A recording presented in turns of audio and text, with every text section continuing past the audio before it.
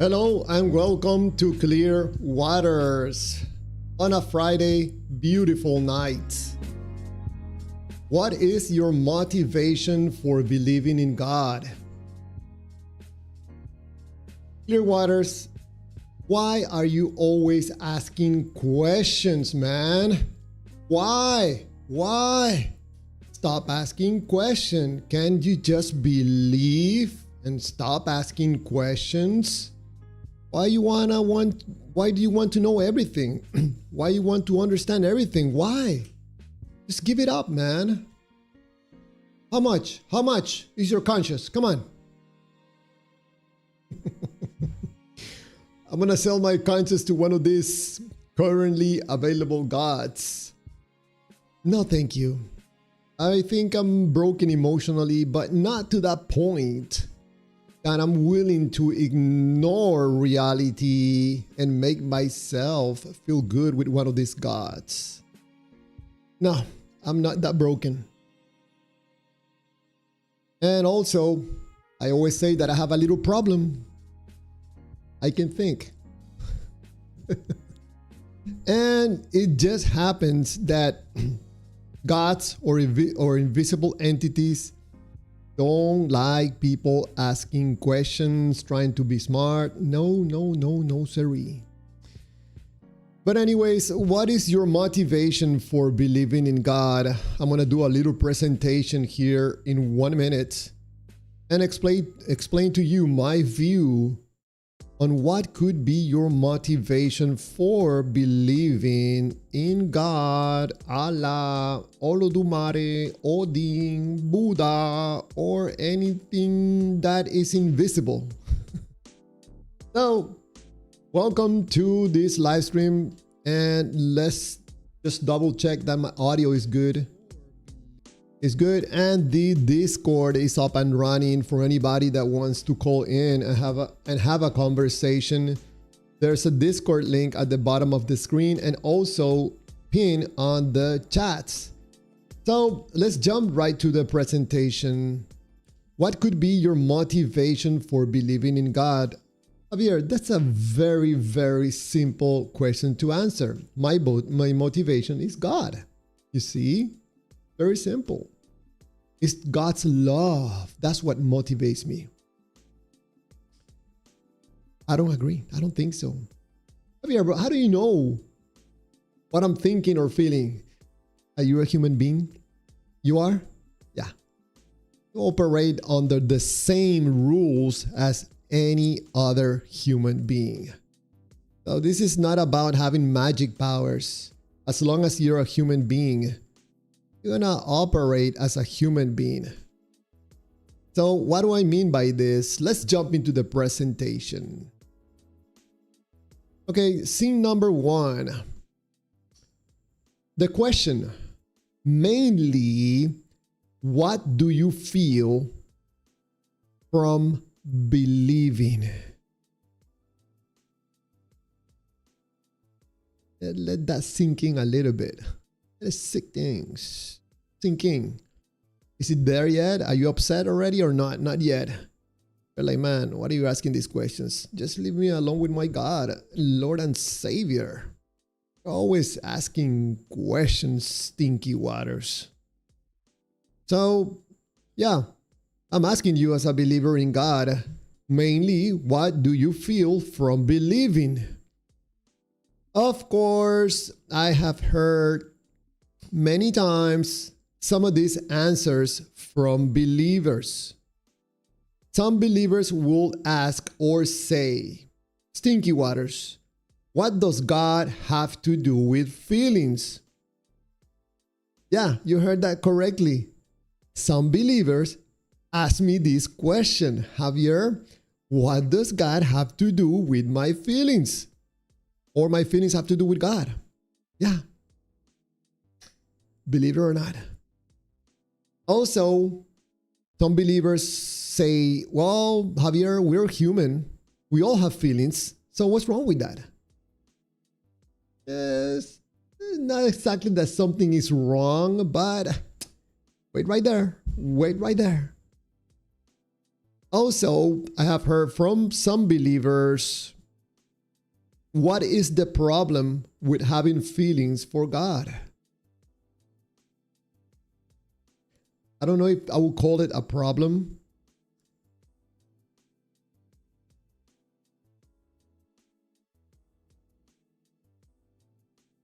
I'm gonna throw away the key. Also, why can I love God? Why can pesky atheists and unbelievers just leave me alone with my Lord and Savior? I want to feel His love and I want to love God. No, this is not exactly what's happening. You'll see. Wait 1 minute. And also, I have heard, why does any of this have anything to do with whether God exists? Man, if you're, in case you're thinking about this question, just hang in there for 1 more minute. We'll talk about this. So, I think you as a believer and me as a doubter or non-believer or atheist or whatever you want to call me, I'm not convinced.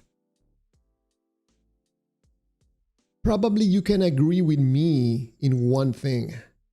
When you believe in God, you get some feelings.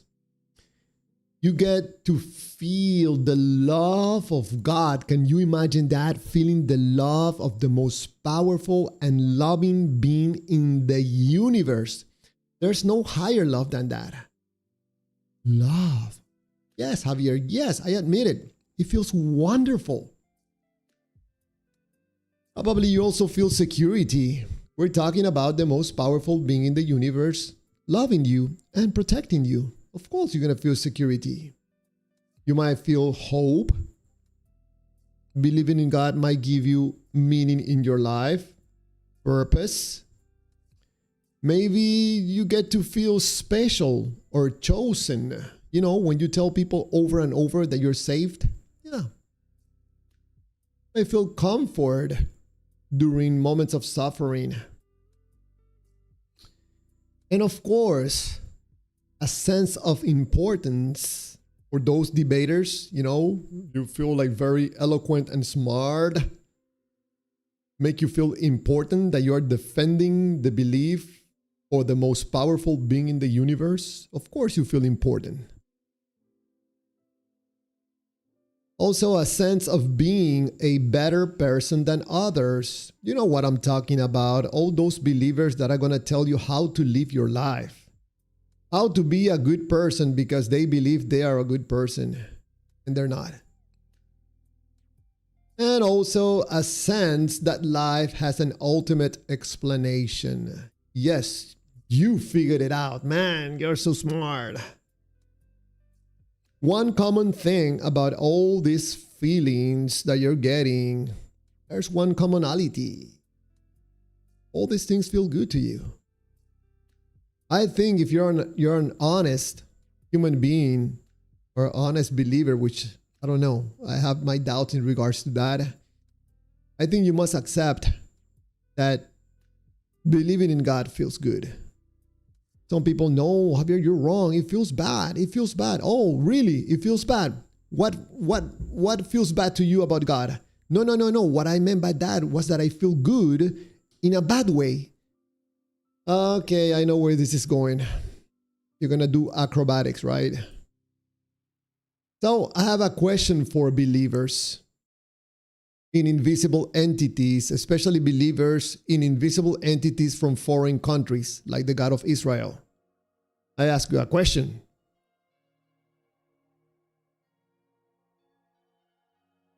Are you believing in God because God is real or because believing in God feels good?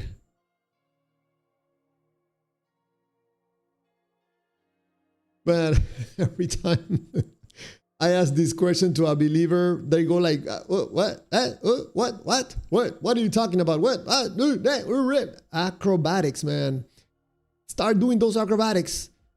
Believing in God has nothing to do with feelings. What are you talking about? You're the feelings guy, Javier. You're the Clearwater's feelings guy. You want to talk about feelings. Yes, you're 100% right. Let's talk about your feelings. What is my view about your motivation to believe in an invisible entity like the God of Israel? I tell you what is my view. In order to reap the emotional benefits associated with believing in God, you only need to believe. You don't need God to be real. You don't even need to prove that God is real. What motivates a believer to believe in God is the positive feel state believing provides. No God or invisible entity is required. Wow. Yeah, I know. I'm sorry. I'm sorry to be so honest and transparent about your psychology and feelings. Yeah, I keep repeating it. Believing in God has nothing to do with a God or invisible entity. We're talking about you and your feelings, your feel states. No God included.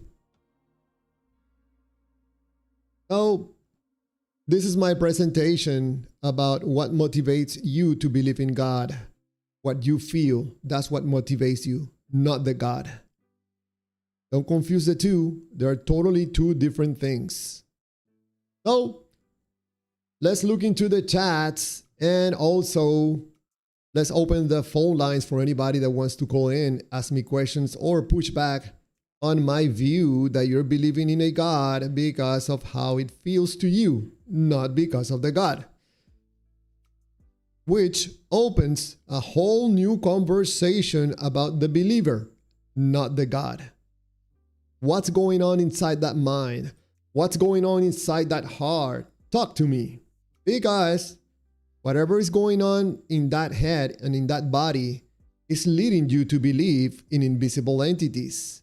So some people will define it as going to unreasonable ways to make yourself feel better. Something about life is bothering you. And you are going to extremes. You're going outside time and space to find a God out there to make you feel good. I know, Javier, the 500 witnesses, the resurrection. Yes, I know. You found God. Yes, of course. Sure. So, let's open the phone lines. Oh, Luke, really, welcome to the live stream and thank you so much for the jewels. Thank you. We're talking about what motivates people to believe in invisible entities. Wow, there's a bunch of people on the vertical. Just in case you don't know, I'm live streaming on two separate streams. One is vertical and one is horizontal. So if you find like there's not many people in one stream, you can switch to the other one. Just go to my channel. You're gonna see both streams. As in right now, there's more people on the vertical stream. Sometimes it just switches and there's more people on the horizontal. I don't know what makes the difference. I don't know. There's a link at the bottom of the screen where you can call me and have a conversation with me. You don't have to show your face if you don't want. Only thing I'm asking is try to be respectful. I know this is a topic that some people get excited, emotional, but that doesn't mean that we have to be out of control. Now as in right now, we don't have any callers, so let's go to the chat and read your messages.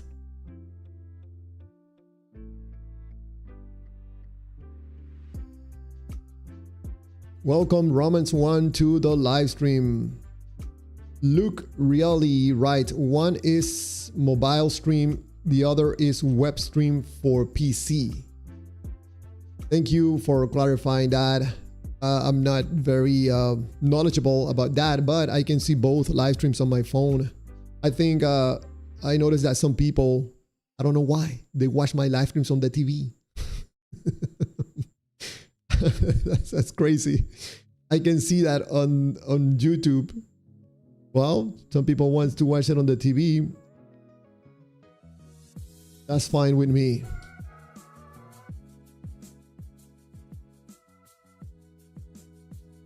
Michael Edwards writes, demons I think are real. They hide supernatural past intelligence and are called intelligences. They appear as gods and saints and dream and make us maniac and twist our ignorance to their own intellect. Wow, that's a lot of imagination.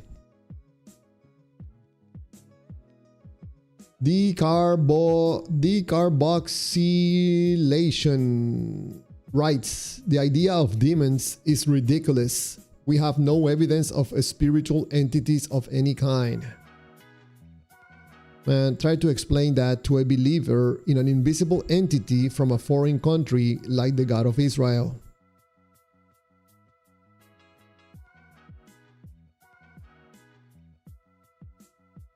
In case you missed it, I made a presentation at the beginning of the live stream, like 5 minutes presentation, where I try to provide my view on how a human being ends up believing in a God. There's a reason for that, and it's not God. Sorry to be so blunt, but I think it will be better for you and me and this humanity if we stop lying to ourselves. It's not good for you. It's not good for anybody. Telling other people, yeah, my God is real. I talk to him. Oh man, just stop lying. We have a caller, Curse Buddy. I don't think I have you. If you don't mind, if you can tell me who you are on the live stream on YouTube. I like to reference people on the live stream, just protecting the server, Discord server. Just let me know who you are, and I'll be happy to let you in.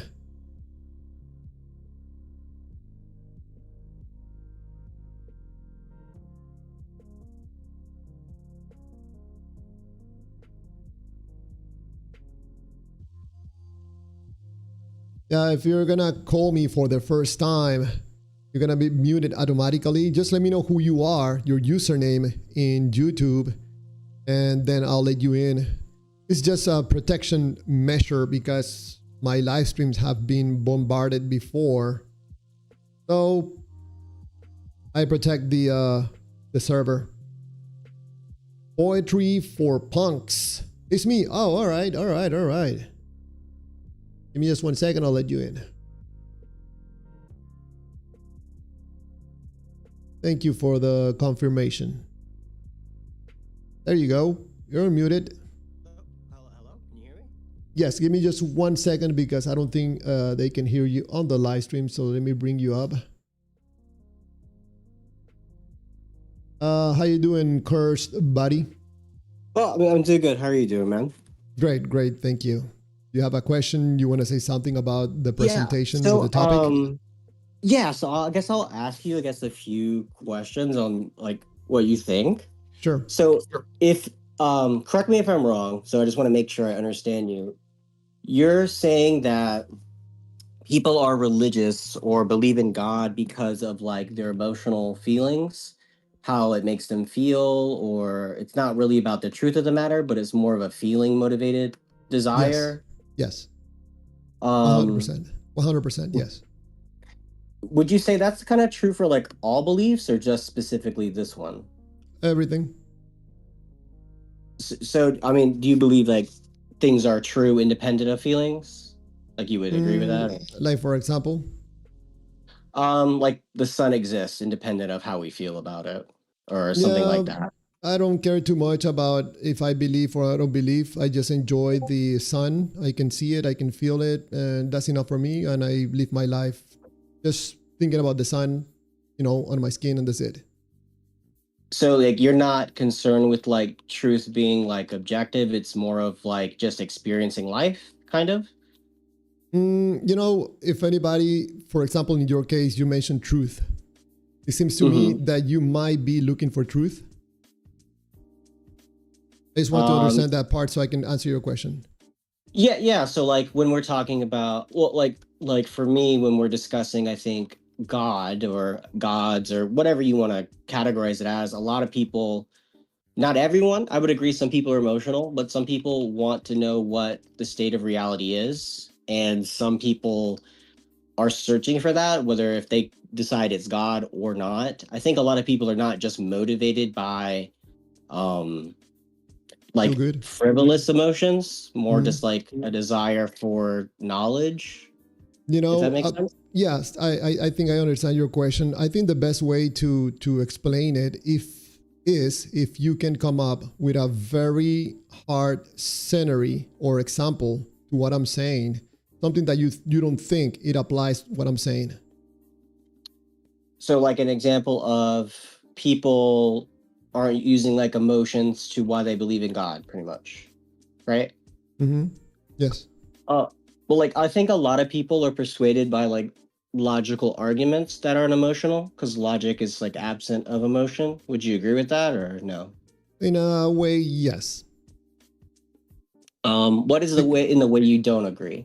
because there's no way you can get rid of feelings, because feelings is the way we move on this earth.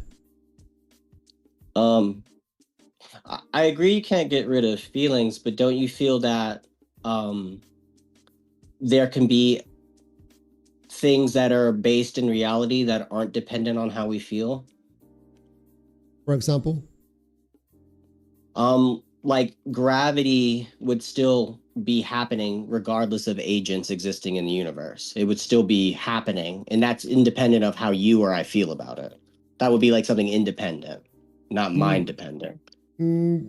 as a human being and me moving on this earth, I don't require to believe in gravity. Well, So you're not. no, Oh, yeah. sorry. So Go it's ahead. so my feelings not necessarily have to be connected with idea or belief about gravity. But it doesn't change the fact that gravity Yeah, exists. I agree.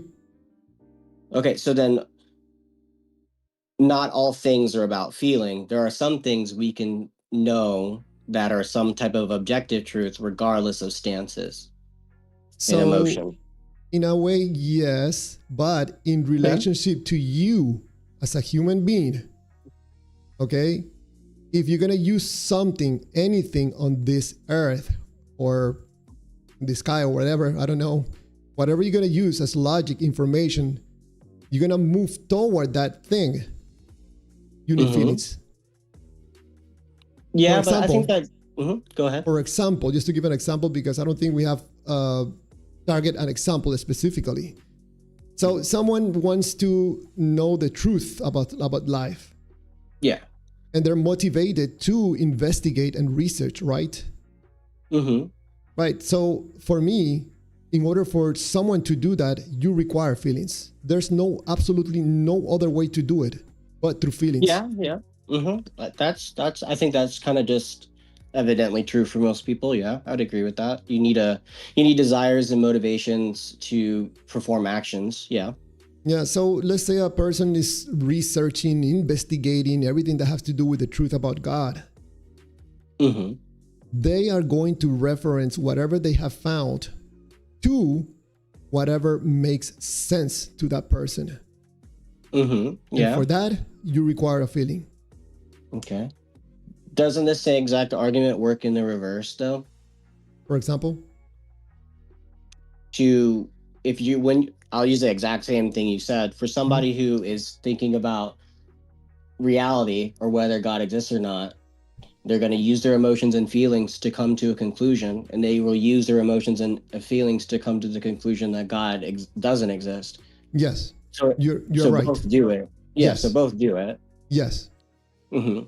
Absolutely correct. So, yeah. So what? Atheist is doing the same thing. Mm-hmm. Yes, you're right. I agree. Okay. So I'm kind of confused on is your argument just that people use emotions to make decisions? Is that like really all you're saying? I just want to make sure It seems to I'm me clear. that as a human being, we operate in a certain way. Our brains gathers information, and Mm-hmm. we compare that information to our feel states Yeah. in any moment of the day. So if you find yourself in a negative state about something, Mm-hmm. okay, like for example, you're wandering around YouTube and you found what I said. Yeah. That something about the topic, the title, or something that I said changed something emotionally in you. Yeah. Okay, probably something in the 1% or 0.1% in the negative side. That doesn't mean that it's bad. Probably Yeah. it encouraged curiosity or something like that. Mm-hmm. So Yeah. when you get too cold, take that action, there's a feeling behind that action. Yeah. You get too Yeah. cold. Okay? Yeah. So for me, it's the exact same thing for anything in this life, including believing in a God. Okay. So maybe so I can get more clarification. Do you Mhm. believe in God or no? I'm just trying to understand where you stand on the question. In my view, I cannot prove that there's no God. So more So of like oh, there's a go ahead, sorry. possibility. There's a possibility that there's a God. I just don't think. People ask me what are the probabilities in my view that the God of the Bible is real. I tell them 0.1%. I don't put it in Okay. zero, but put it very, very low. What gives you that percentage point? Like what makes you feel that it's or think that it's like a 1% chance? It sounds extremely human What because about it? the God of the Bible gets upset, doesn't know where people are, so they have to call for them, gets jealous, and is supposed to be timeless and all-knowing, and suddenly he doesn't know certain things. He tests us when he already knows what's gonna be the results of the test. So there's a lot of stuff that sounds extremely human about this God of the Bible. Do you think just because something sounds human, therefore it is human? No, it doesn't. I'm not saying that God is human, but it sounds to me No, I extremely know that's not what human. you're. Yeah, it No, sounds yeah. extremely human. So for that reason, I don't think we're talking about a God. So correct me if I'm misunderstanding again. So if the reason you reject Christianity in particular is because some parts of it sound very human to you, and that's a reason you don't believe in it. No, Okay. that will be part of it because I go back to my first view that we are looking for God for emotional reasons. So like to help with how like we live our lives, like to help with negative emotions is Yeah, what you mean? I can give you another example probably to Yeah, illustrate. go ahead. So there are some people when they're young, young in years, they don't care about dying or mortality. They don't care about these things. So they don't believe in any God. They don't care.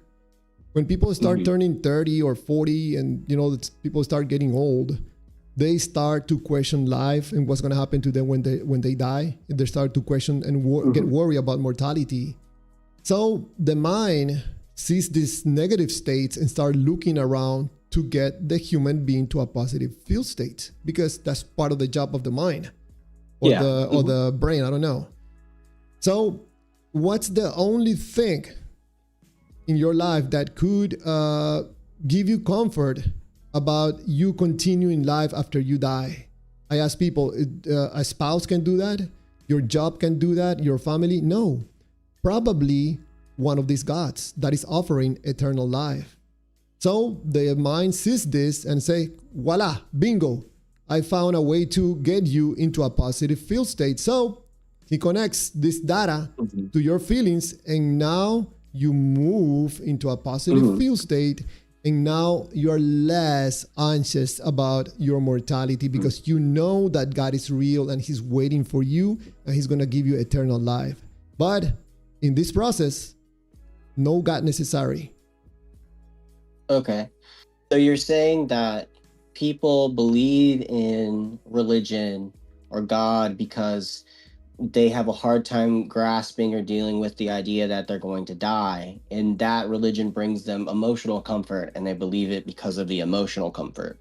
Some people do. Some other people find comfort in using a God to demonstrate their talents or their intelligence. This happens a lot with people that engage in debates. If you notice some debates, people are not talking about a God. They're trying to prove how smart they are or how intelligent they are. So they're using the God to express or to move themselves from a negative field state, not necessarily a negative field state, but a state of not comfort. And they jump into the ring with other people in order to be able to feel good about themselves with the opportunity to get into an intellectual battle with someone else, you know? So there are other reasons other than just mortality. Okay. Some other people, if you allow me one more ahead. thing, some other people find in believing in God, it gives them meaning in their life. It gives them something to live for. Do you think that's a bad thing, or neutral, or negative, or positive, or how do you view what you said? There are positive and negative aspects of doing this unconsciously, because someone that knows this process can filter some biased information in this process. You know, the God is good, the God is loving, and they can inject some toxic doctrine in that information, and the person is going to totally bypass this unfiltered, and they're going to accept other things besides God waiting for them when they die. So you're saying that by having these beliefs, people have the ability to believe things that are not true, and the things that they might believe that are not true can harm other people. Even the believer. Yeah, even themselves. But like Yes. So you're saying it's harmful to believe these things because when you believe things that aren't true, it causes you to do behavior that can affect other people in a negative way. Affect themselves and other people, their families, their spouses, their country, and ultimately the world. I mean, there's so many negative aspects also about teaching people that, for example, you're a sinner, you're dirty, and you need something external of you to make you good, to make you better. For me, that's a toxic teaching, especially for children. Very bad. I'm gonna ask a question that might be kind of hard to answer, but Throw it. how do you ground truth? Like, how do you know something is true or not true? I'm not bothered too much about the word truth, because I know if I'm looking for truth, I have to ask myself, what is my motivation to be finding truth? What's going on in my life that I want truth? Probably my motivation is, I want to get into this finding a treasure, and I want to engage in this finding God excitement experience. You know, talking to people, engaging with people, and be able to prove my knowledge and my eloquency, talking about God. Yeah. And, you know, so for me, my truth right now is that I'm very ignorant. I need to fix some things in my life. I have lived my life mostly ignorant about everything, and I'm trying to fix that. So yeah, that's my truth right now. I'm very ignorant, and I'm working on it. So, maybe if I try to ask it this way, let's say like I can just do it. Let's say I say that I am a giant apple. Let's say I say something like that. How would you know if I'm lying or not? Like, I'm trying to ask, how do you determine what something is true? Like, when someone makes a claim, like, what is your process on determining if they're being truthful or not? You know what I mean? Yes, I think we're gonna go back to value. You're providing me some data that you have a big apple. Yeah. Okay, I go through my field states. I don't find anything that I need to move myself from a negative field state into a positive field state. So I tell you, okay, I congratulate you. Eat your apple. I don't care. But like, would you believe I have an apple? Don't care. Well, isn't it kind of weird? Like, it seems like you don't care about the truth. No. Let me see if I can help you a little bit. I'm gonna tell you. Yeah. If you tell me I have an apple that if you bite it, it makes you feel wonderful. It changes your life. It's gonna give you a new heart. I'm like, wait a second. That got my attention. You know, I go through my field states. I'm like, man, some days I feel a little down. I could eat one of these apples and make myself feel better automatically. So I'm gonna ask you, hey, can you let me see that apple? And then I'm interested because I'm starting to find value in the data that you are providing me. Do I explain myself? Yeah, So I understand what you're. Yeah.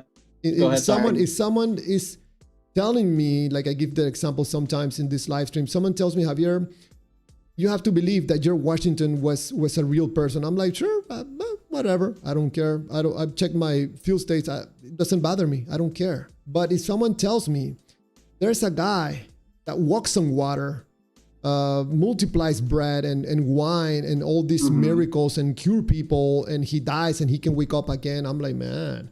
And what else? Well, he's going to judge you when you die. And if you don't pay attention, he's going to punish you, or you're going to be punished yourself if you don't pay attention to him. I'm like, man, I think I would like to know if you have evidence of this, or maybe you're making this stuff up, or maybe you were persuaded to believe this stuff. I don't think there's some value in this information for me or not. Okay. I think I'm having a little bit of confusion because, and you can correct me if I'm wrong. It seems that one moment I'm saying, okay, how do you determine if a statement is true? And then you say you look at your feel states, how you feel about it.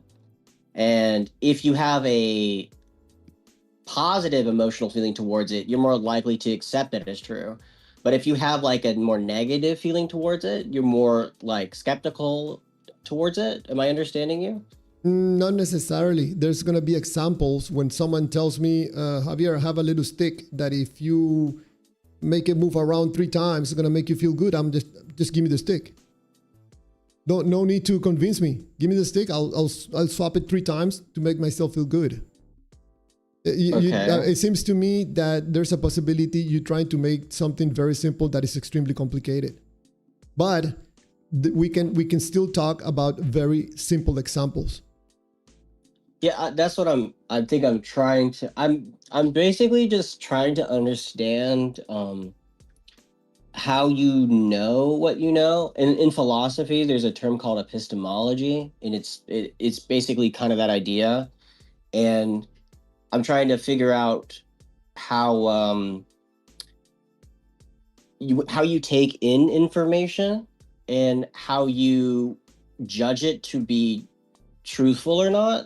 And I'm kind of one moment it seems like you're saying that I hear a statement like there is an apple, and then I take that information in, I have a feeling about said information, and then I make a conclusion if I determine it's true or not. That's what it sounds you're saying. You might not be meaning that, but that's how it's coming across to me. And I would say that's kind of a weird way to determine if something is true based on your like emotional feel states. Because just because you feel a certain way about something doesn't give anything truth value. Bingo. Yes, exactly. What you just said right there is exactly it. Feel states is for us to move in life, to get you from point A to point B, not to come to conclusions about what you call truth. It seems to me, and I could be wrong, that the closest thing that I can determine that something is true to me or truth to me is functionality. What was that last word? It kind of cut out for me. Functionality. Functional. Yeah. Something works for me emotionally, physically, mentally. Something makes sense. Yeah, I think that's my truth. Yes. Okay. And Okay. So you're saying things are true as long as they're functional. yeah, like in the case of a believer, they say God is real because it works for them. That's how they say God is the truth, because they have reached that truth because it works for them. The God makes them feel good. Oh, so okay. So if you're saying things are true because they're functional, if say religious belief is functional, if Christianity is functional for them, therefore it's true. Not the religion, the feeling. Well, the feeling is true. Well, like, what do you mean that the feeling is true? That, like, I'm confused by that Yeah, then. I said, I don't said that I come to conclusion about truth like this way, but the closest thing to me that I will define something as being truthful, if it works for me, it has some functionality, something application that I can do. Because, for example, if someone that doesn't believe in God, God stands in front of that person, I mean, would they care? No, If like it doesn't serve a purpose for that person. well, even if, like, say you don't believe in a certain religion, there is something functional you can get out of. Can we stay with that example, because there's more Say it. Yeah, information yeah. there. So you're saying, yeah. Sorry. So So you're saying. Go ahead. Sorry, I'm not trying to cut you off. It just delays a little bit. no Go worries. ahead. Yeah. So that example, someone that doesn't believe in God or doesn't know who God is, God stands in front of that person. They don't care. They don't see God as truth. Even Well, if someone else thinks that God is the truth, for them it's not. yeah, I can understand people will think differently about it, but maybe let me make sure I'm understanding the example right. You're saying, let's say if God himself stood in front of a non-believer, he's just not going to care. Is kind of what you're saying? Maybe Yes. I'm misunderstanding. The only way it will care the person is if God does something that will influence that person in an emotional way. Then that person will say, "Whoa, this is the truth."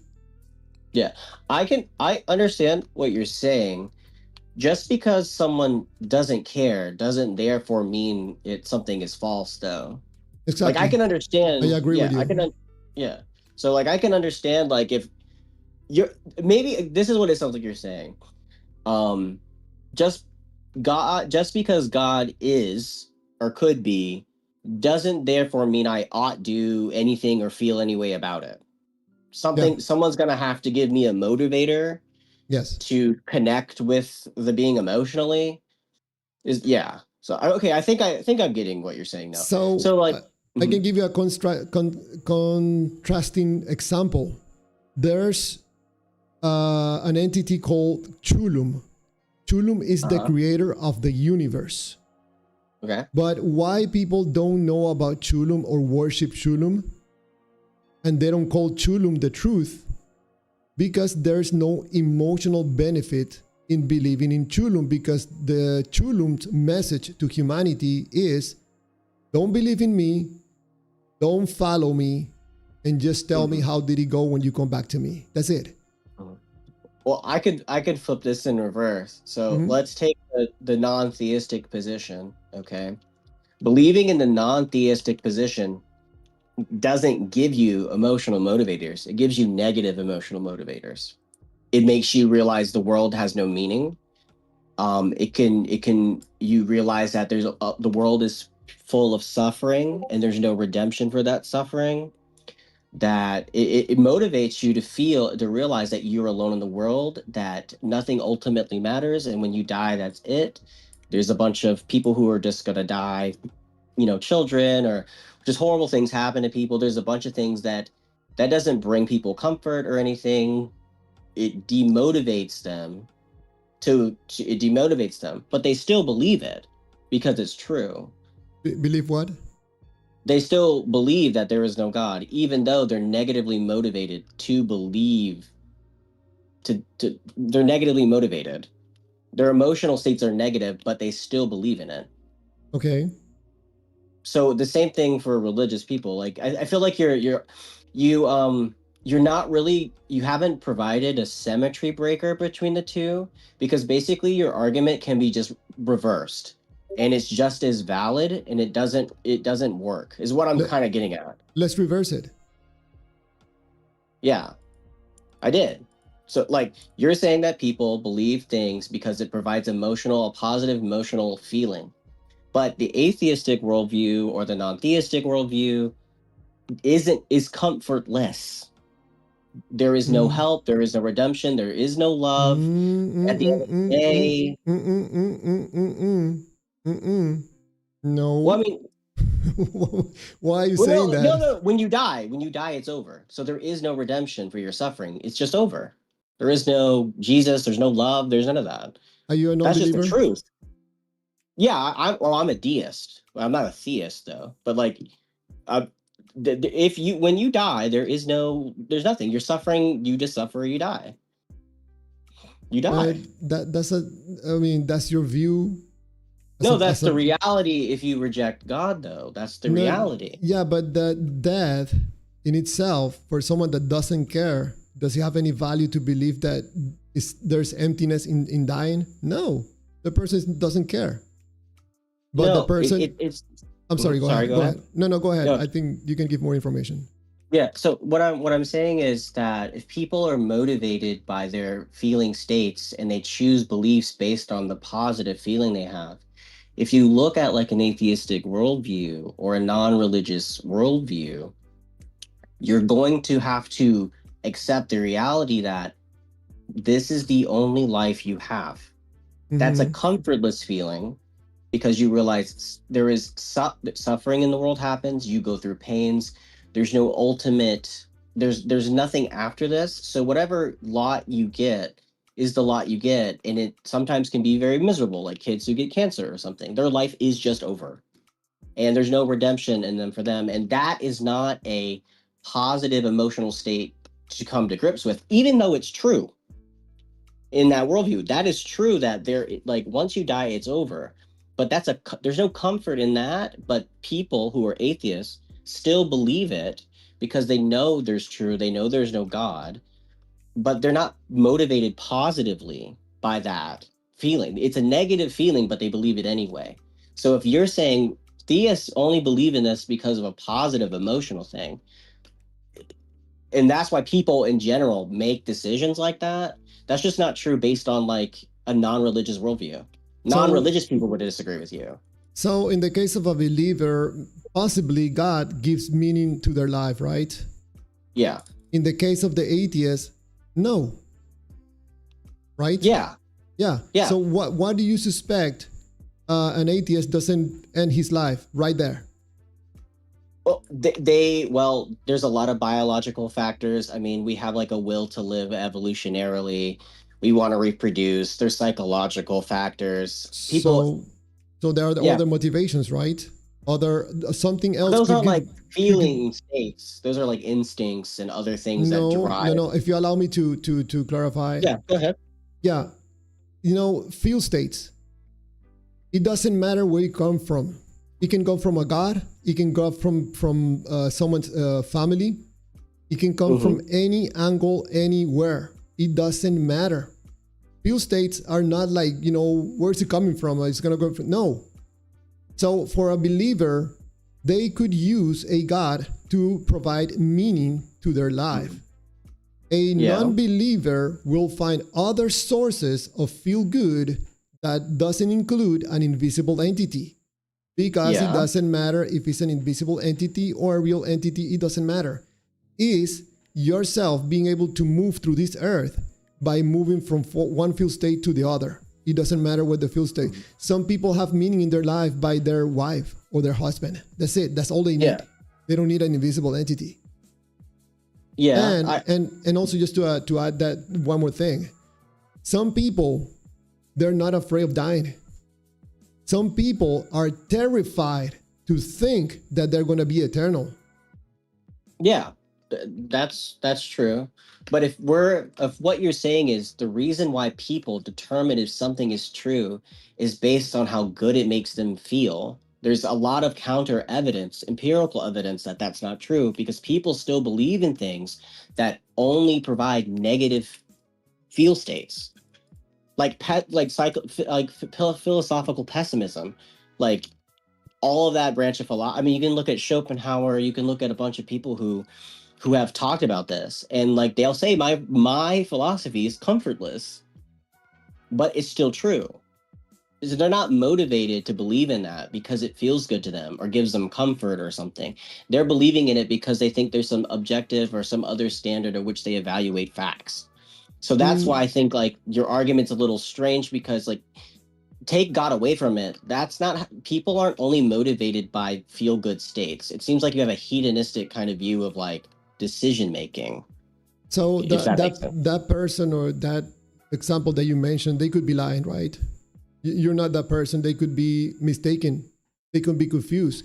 In your case, what is your truth? Like how I come to not like, a justified true belief is like what I would consider knowledge, I guess. It's like the way you evaluate a fact is you try to have some type of epistemology that is stance independent to where you can arrive to conclusions. Like unless you don't think truth exists, but I think like there are you have a truth.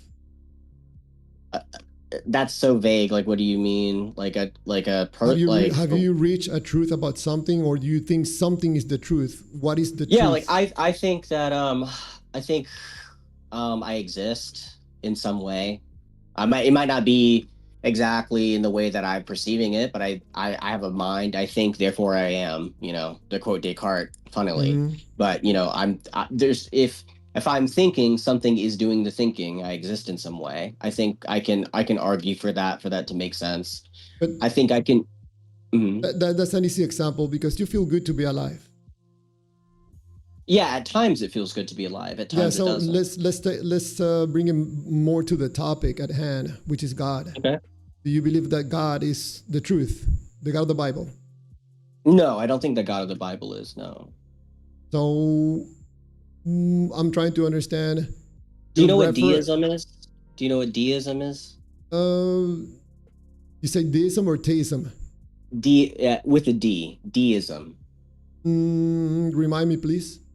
Deism is it's a belief that a God exists that created the universe, that created matter and material, like what the universe is made of. But he's not the same as like a Christian concept of, you know, he's interpersonal, he cares what we do, he interacts with us in that way. Okay. It's just basically the idea that God created the universe and exists and has done things to bring it about and has created laws and things for the way it's ordered and functioned, but nothing more than that. It's just the thing that began the universe.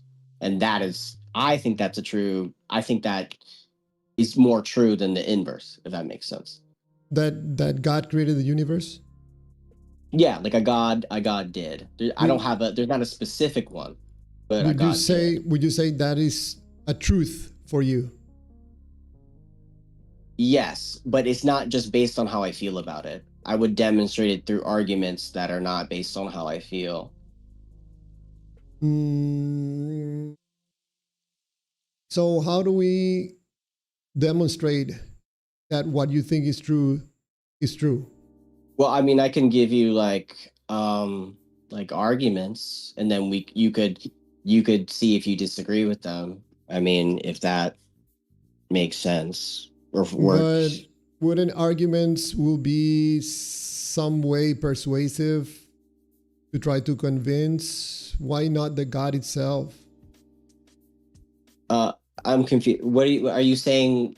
Why don't I just have God physically appear in front of you or something, like empirically, or point to, because you know how many times I've talked to people on these live streams and other ways in other debates and stuff like that, and they have come with this load of research and investigation, and they think that they have figured it out. And now they say they have the truth.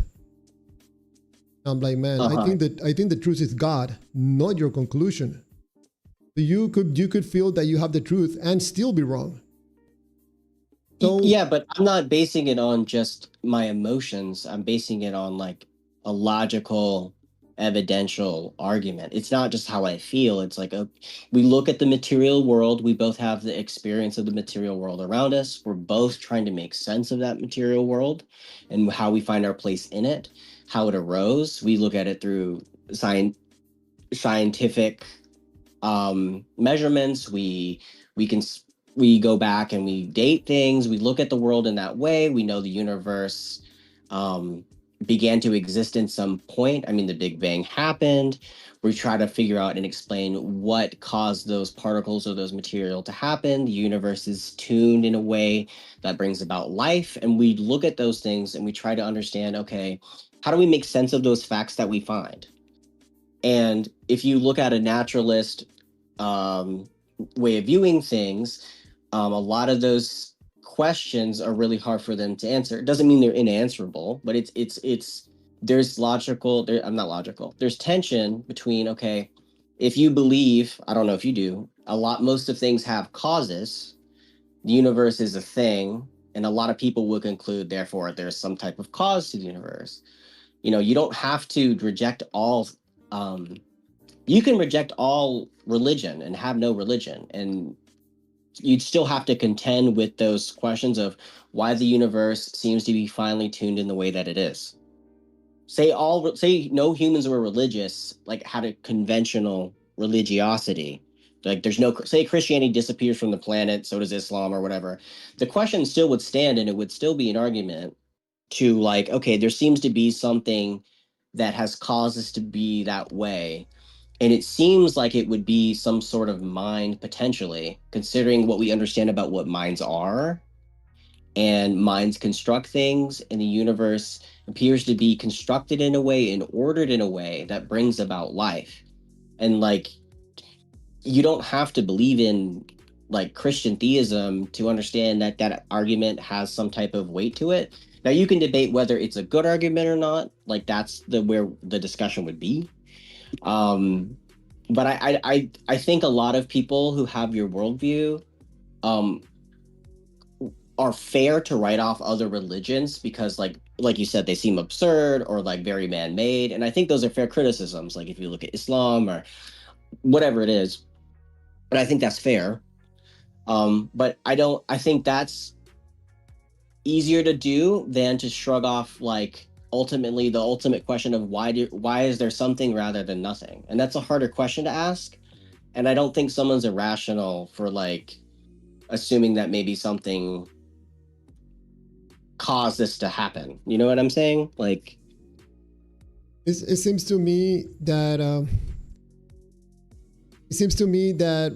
probably what you're trying to say is that based on your analysis, okay, about what you see in reality in the universe and everything around us, you feel that you have come to a very close conclusion that a creator created all this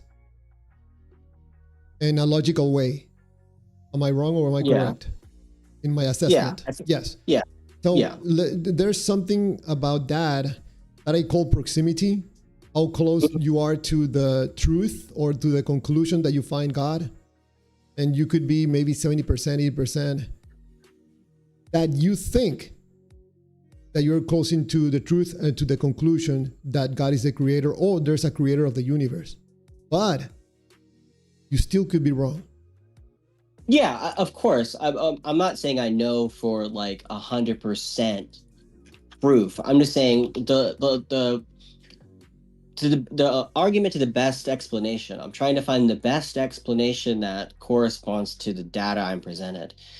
There's a chance I could be wrong, just like you are. I mean, that's just the reality of like epistemology. We can't have 100%, clear proof for everything, for pretty much almost all things. I think a lot of people have like that's kind of been demonstrated a lot to people, but like for what the way I perceive the data and arguments I presented in the way that I view the world, it seems like it would be a little irrational to look at the way that the world is, how it formed, how the universe is like almost devoid of life besides our planet, and for that to happen in the way that it did seems really like mathematically astronomical, and it would, to me, it would push me into the position to believe, okay, potentially it seems like maybe there's some like deliberate action here.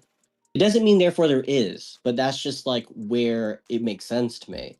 And there's like a lot of evidence that supports that. What? Just like, like the and that was me trying to give some type of idea or justification or way I think that. But if I, let's say I asked you in the reverse, what justifies your belief in like atheism or agnosticism, I don't think you could do it. I think because it's hard, and Yeah, this is the ultimate question of so life. yeah, so I'll answer your question, and but I wanted to let you finish what you were going to say. Yeah, I wanted to yeah. ask you, in your logical assessment and your logical, thinking about creation, what are you trying Mhm. to achieve? I want to like understand where I fit into the world. I want to understand where I What am. It's what more of what a what curious, for? just the pursuit of knowledge. What for? I would basically, I think it's just going to eventually go to like a primitive where it's like you might not consciously know exactly every reason. Um, it just kind of like is for me. There's not like I'm not motivated by like a desire of like wanting a specific emotion or thing out of it. It's Really? just no, not purely. Of course, it affects it, Yeah, but it's not ultimate. to me, it doesn't look that way. It seems to me that if for you to get into all these problems and of thinking and coming to conclusions and debating and engaging in these deep conversations, you must have a good motivation. Some people don't care about this. They're not motivated enough to go through this Yeah. logical reasoning. So you must have a motivation. Well, like everybody's motivated by things, and I'm not saying that it's right for them to be motivated by the way things I am, or it's right or wrong. I'm not making like a moral judgment. It just, I think a lot of people are motivated by a lot of different things, and it doesn't always have to be like, I think in the way that you're thinking of it, where it's like it seems like it's very reductive and simplistic. Like you act because you feel. I mean, yeah, that's kind of obvious, but there's a Yes. lot more nuance. There's more nuance there, and that's just a very reductionist view. It's But very reductive. can you mention one, just one? One what? Like reason we act that's not No, no. In emotional? your case, what motivates you to do this research about the truth about the creator? Um, the reason why I like am motivated to research like the things I believe about the world and to understand it comes from, I think, a place of the world is confusing, and I want to make sense of that because it'll God, be less. God, I'm Well, sorry. well, God. oh, well, the same thing. It's like, okay, the unit, like I live in the universe. I know it came into existence some way. I would like to know or have the best um conclusions about that so I can understand the world that I'm in better. It helps me make better decisions in my personal life with friends and family. Like, like let's say hypothetically, like we both don't believe this, but let's say if Islam was true, well, there would be a lot of motivations to follow it if it was true. And if like say I went on a search and found out that it was, it would provide a lot of like utility. It would benefit me. There would be a lot of like other motivators. It's like it's just a complex kind of thing. But for Do, me, it's just like mhm. sorry, do you pray to the creator? Do you have No, no, any, you no, don't approach no, in any way the Mm, creator? no, no, no, no, no. So you don't believe in a personal God?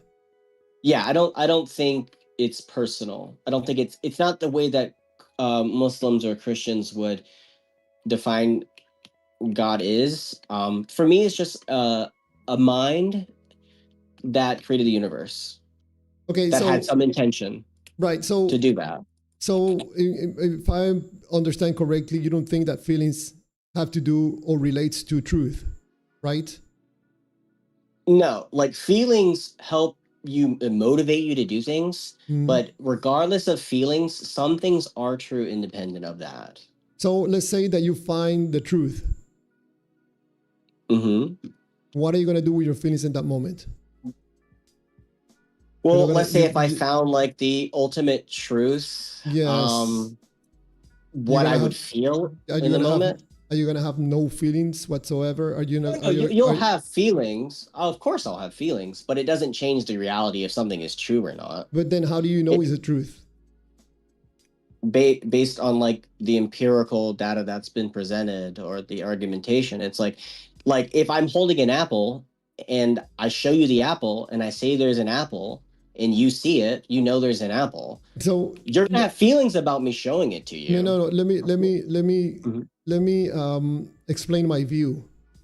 Go ahead. Yeah. There's absolutely no possible way for you to determine something without your feelings.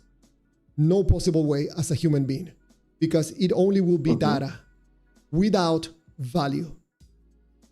Yeah. So are you basically just saying value is subjective, and so truth is subjective because value is subjective?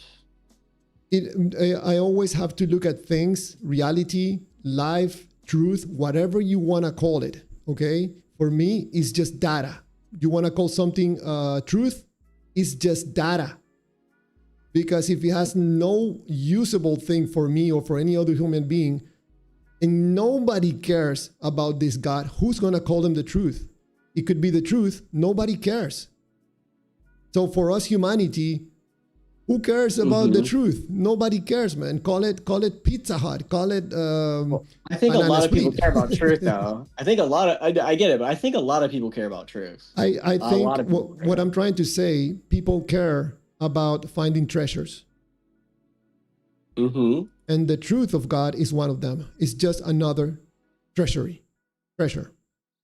Well, I can understand, like, from your perspective that you think people are motivated by their feelings and stuff to arrive at conclusions. I'm not totally disagreeing with that. Like, people do that. But I'm saying, regardless of like how I feel or you feel, there are some things that are stance independent. Like the sun exists Yes, regardless if you think it doesn't or not, or I don't. There is a yes, truth to that it exists. yes. So I agree with that's that. like, yeah. So, but at times it feels like you don't, because then you're saying, well, truth is like subjective, or But like what do you? feelings, or Yeah, what I'm saying with that, curse buddy, is what do you do with that piece of information? What do you do with that? Okay, the sun is there, regardless of my belief or not. So yeah. Well, did you find out the sun exists, that will motivate your behavior because it impacts you. Just wait a like if God second. exists. No, no, wait a second. You brought me back to the picture. Wait, say again. I'm sorry. Maybe I You misunderstood. put me back in the picture with the sun. Take me out of the sun. It doesn't matter if I believe or not, or if I'm dead or alive. The sun is gonna be Oh, there. yeah. So that's independent. Yes, so that's the truth, right? But so what the change it has in my life to come to the conclusion that the sun is gonna be there? Believe me, I believe it or not.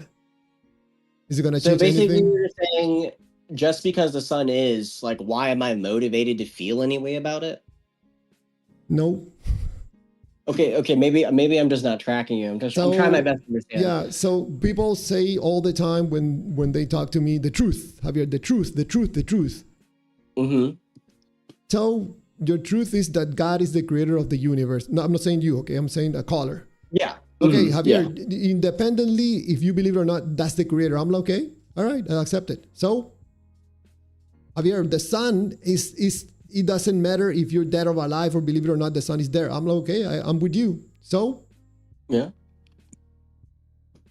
So then we so like agree then. So then we agree. Then yeah, so what's next? once you understand that, you can make decisions based on that information. You have free will or Wait, ability wait a to. second. Wait a second. I don't know if you noticed what you're doing. Are you saying that once I have the information, no, then wait. You're bringing the human back in the picture.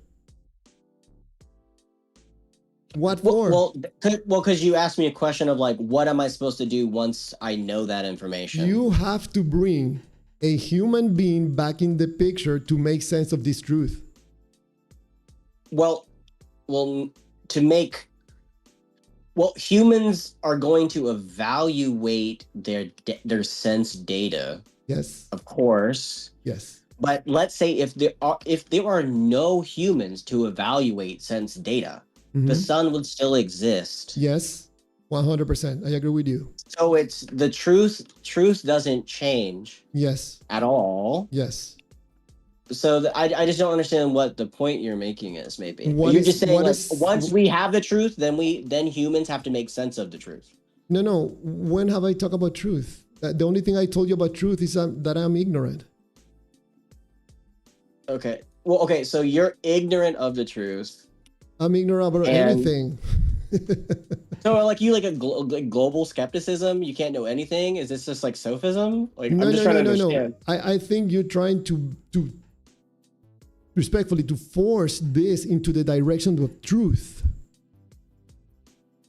Well, you're making a truth claim. That's the thing. Your truth claim is that all people are motivated by their emotions and desires. You're making a truth claim. That's not a truth.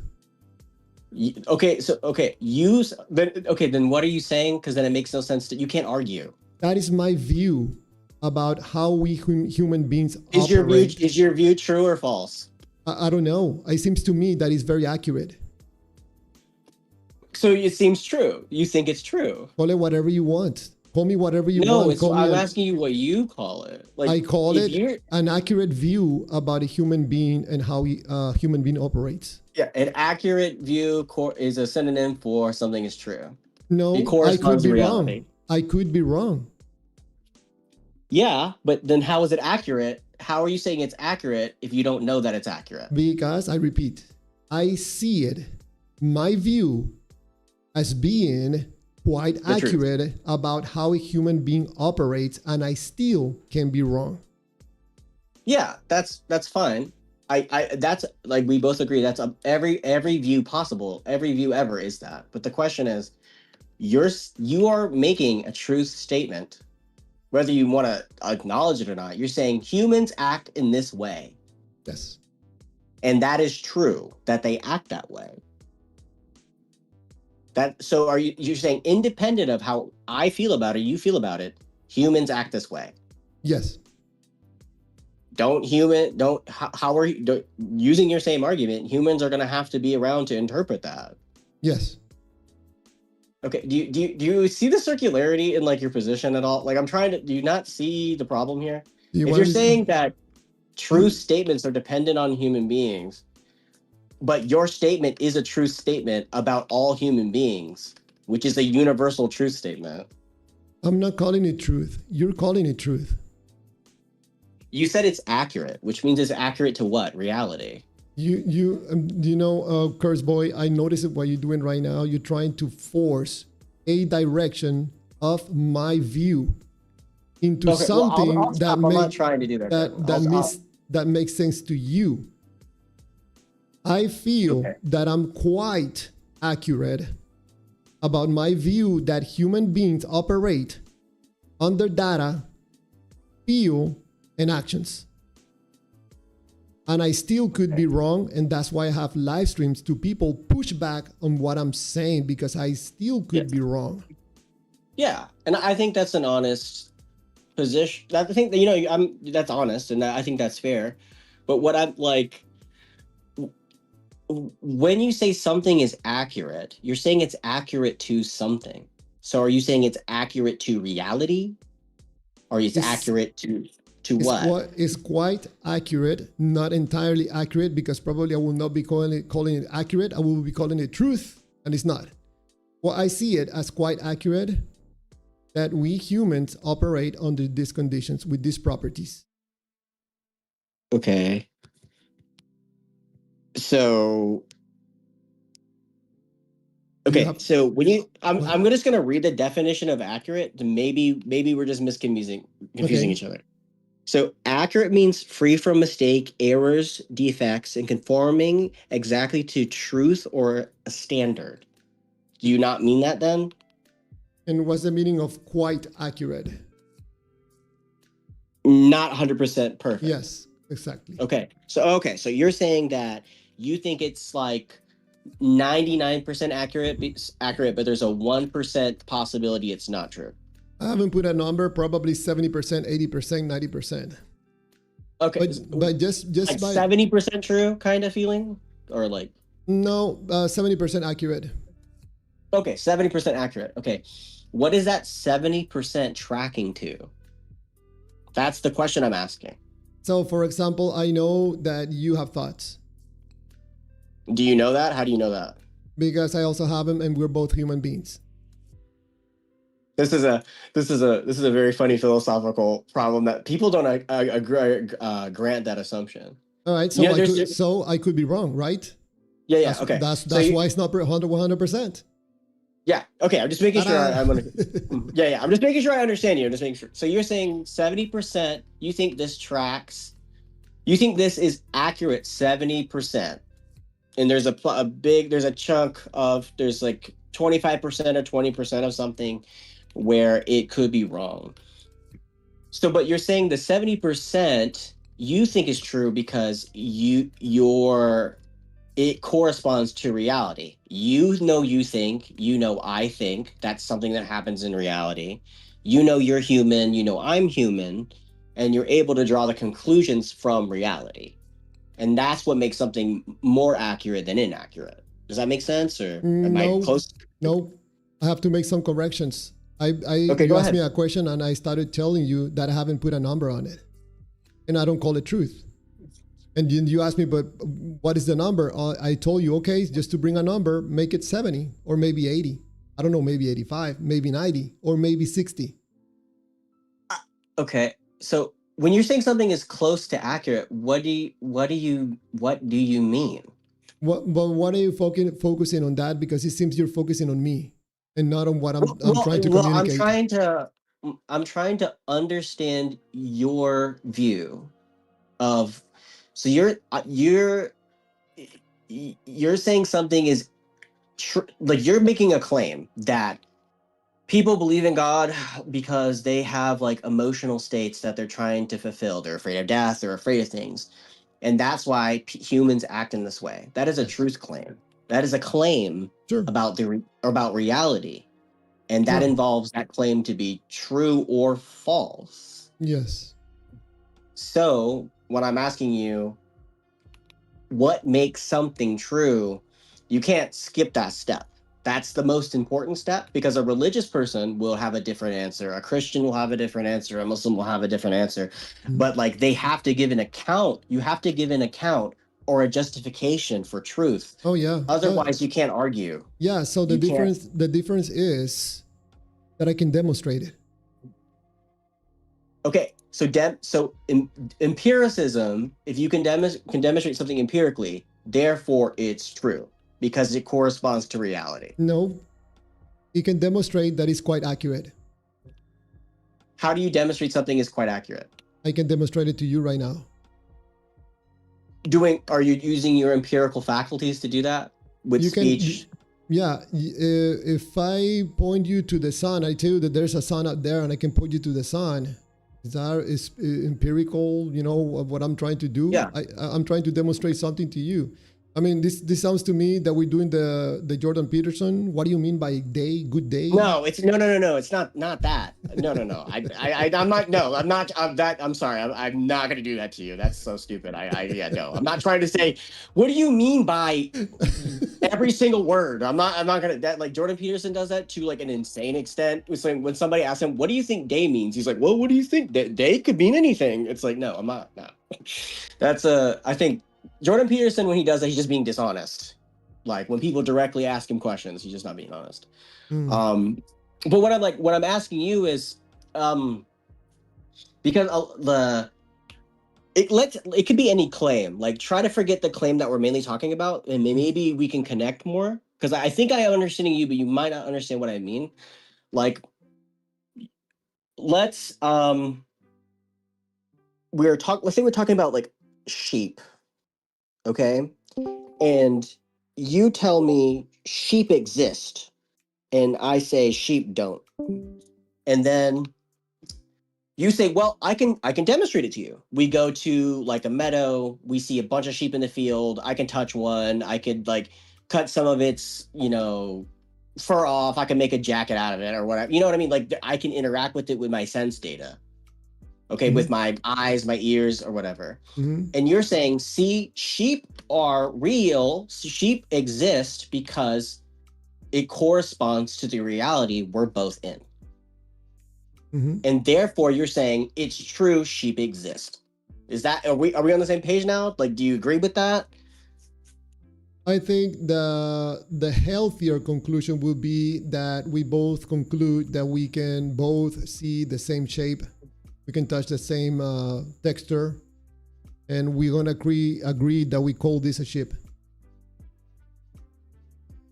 Okay. Well, okay. So, but the reason we can agree on it is because we're both experiencing it in reality, right? Yes. Okay. So something is true if it corresponds to a shared reality. Sure. Okay, great. Okay, so great. We're on the same page now. So, okay, that's kind of what I'm trying to communicate is when you say something is accurate, you're saying the reason it's accurate is because humans act this way. I can show you their behavior. I can show it how you do it. I can show how I do it. And therefore, because I can demonstrate this, it's accurate. Quite accurate, yes. Yeah, quite accurate. Not 100%, but okay, it's quite. So the way that you evaluate something is if it corresponds to the reality you're in. So let's say if I did the same thing, but with God. And let's say I was able to say, okay, let's go, bro. Me and you, we're going to go to the moon, and God has a house there and he's just chilling. And we're going to go hang out with him. And I built us a rocket and we go there and you talk to him and I talk to him. We all hang out. Would you say God exists then? If I could like physically show him to you, like, would you say, yeah, God exists because it's in reality? I think it depends on the person. In my case, just you specifically. Yeah. Yeah, I think that the definition of the God that people were talking about aligns with this guy that I have in front of me. Yes. Okay, so then you would say God exists if you could empirically like see him. Yeah. Hey, just to follow along with the example, yes. Okay, so yeah, okay, so okay, so and I think that's fair and that's reasonable. So then my question would be is if God, the way God is defined is God is a mind, okay? In reality, minds exist. My mind exists, your minds exist. There's empirical sense data for that. You're able to experience your own and others. That exists in reality. God is a mind. He can exist. Then what makes you think his mind can exist in reality? You have sense data that does that. So what makes it why is it okay for you to accept my mind exists in reality but not his? I know that's a weird question, maybe, but yeah, I don't have anything right now that points to a God or a mind of God or of any God. Nothing to relate to a God. Nothing that convinced me of a God. No. Do you think that like when you look at the universe and you see how complex it is, all the stuff around you, it doesn't give you a moment of pause of like, wow, there seems like a lot of intentionality here. It seems like a lot of things were set up in a way to produce life. Do you ever have that thought? I don't have to go that far. I just have to look into my own eye and my hands and my body, and I can see design and programming. So programming, so if you see programming and design, wouldn't that kind of imply that there is maybe some mind behind that programming? There's a possibility. There's a possibility that there's a creator. There's a possibility that there are two creators. There's a possibility that there's a society of creators. And there's a possibility that we are made by aliens, and there's a possibility that we are a version of ourselves that we created in Yeah. some other, way. Yeah, Maybe that's this is true. a Yeah. game. Yeah. Yes. Mhm. Yeah, but we're going to go with the one that is would be more likely to Mm, correspond to mm, reality. what would that be?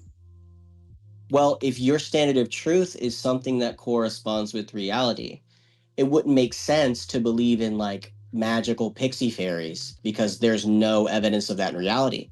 But for minds, there is empirical evidence for minds. There is the real minds exist in reality, and God is a mind.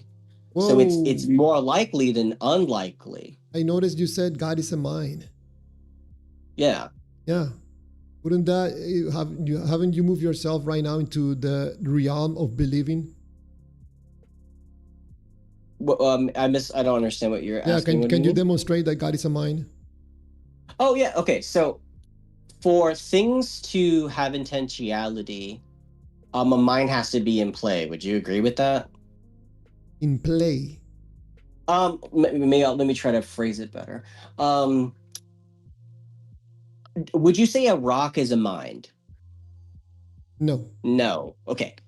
You would say a rock is not a mind because it doesn't imprint itself on the world. It doesn't have intentional states. It doesn't have a will. It doesn't possess certain properties or essences. It doesn't have those qualities. But a god has those qualities is what I'm saying. So if Mm, for when you look at the universe, things are designed to have life. There's life. Things are tuned in a way for those things to happen. And those things, the way if something is coded or designed, can't just arise out of blind randomness. There's intentionality. And if mm-hmm. something's intentional, and the only evidence that we have of intentionality are minds, that's the empiricism we have. When you do something, it's intentional. You have an emotional state, you have a choice, you do something, and that's based on what we can observe. So it seems therefore it's likely that it's the same thing. Like if we can observe something intentional in the universe, and all things that have intention are minds, it just would just make it would probabilistically just therefore it probably is one. Yeah. It doesn't mean for sure, Yeah. but So it let's say that I agree with you. Like everything looks like it was like created. I see design. I see mhm, programming. I don't think this came by itself or done by nothing. mhm. Maybe you're right. Maybe it was done by a creator. I agree with you. Yeah. Yeah, we still both can be wrong. Yeah, of course. Yeah, there's always that possibility where wildly we could be like in a simulation and anything is possible. But But I'm just trying to look at something the uh, likelihood I would like or to add something. something, if you don't mind. Yeah, go ahead. On the mind of the believer or the person that is trying to figure this out, it doesn't matter if they're wrong, right, or if there's a God or not. The Well, feeling, the feeling of approximation to the truth feels great. yeah, but it would matter if let's say it would matter if it's something is true if it affects the agent. Let's say the ancient Egyptian gods are right hypothetically. Well, that would matter because it would affect you, and not just in this life, but in the next, and so on and so on. So it would be important for you personally because you probably have your own emotional states and desires and things you want.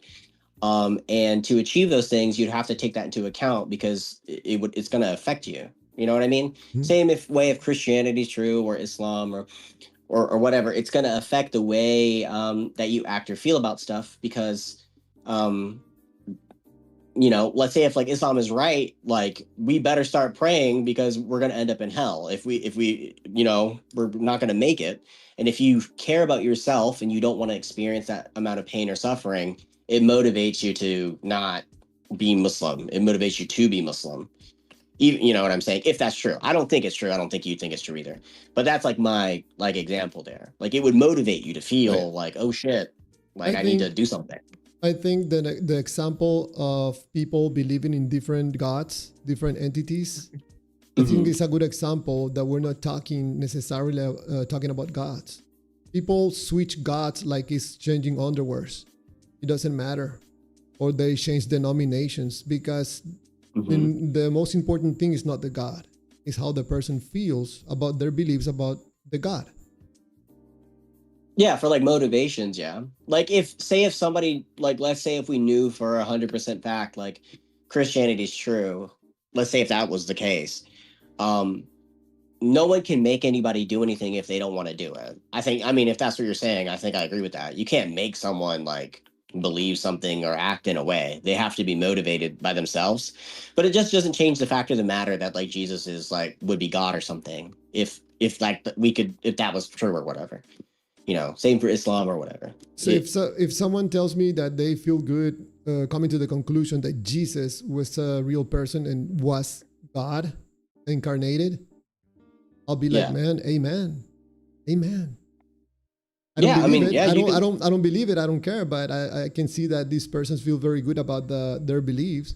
Yeah, but it's not just about the feeling. It's about if that is like what corresponds to reality. If Jesus is the God of the universe and that corresponds to the reality, it's not just like, oh, it feels good to know. It's like, oh, now that I know this, this affects how I understand everything and what my place in it is, how it's going to affect me, what I ought and ought not do. Do I want to go to heaven? Do I not want to go to heaven? It just affects how your emotional states and how you act on them.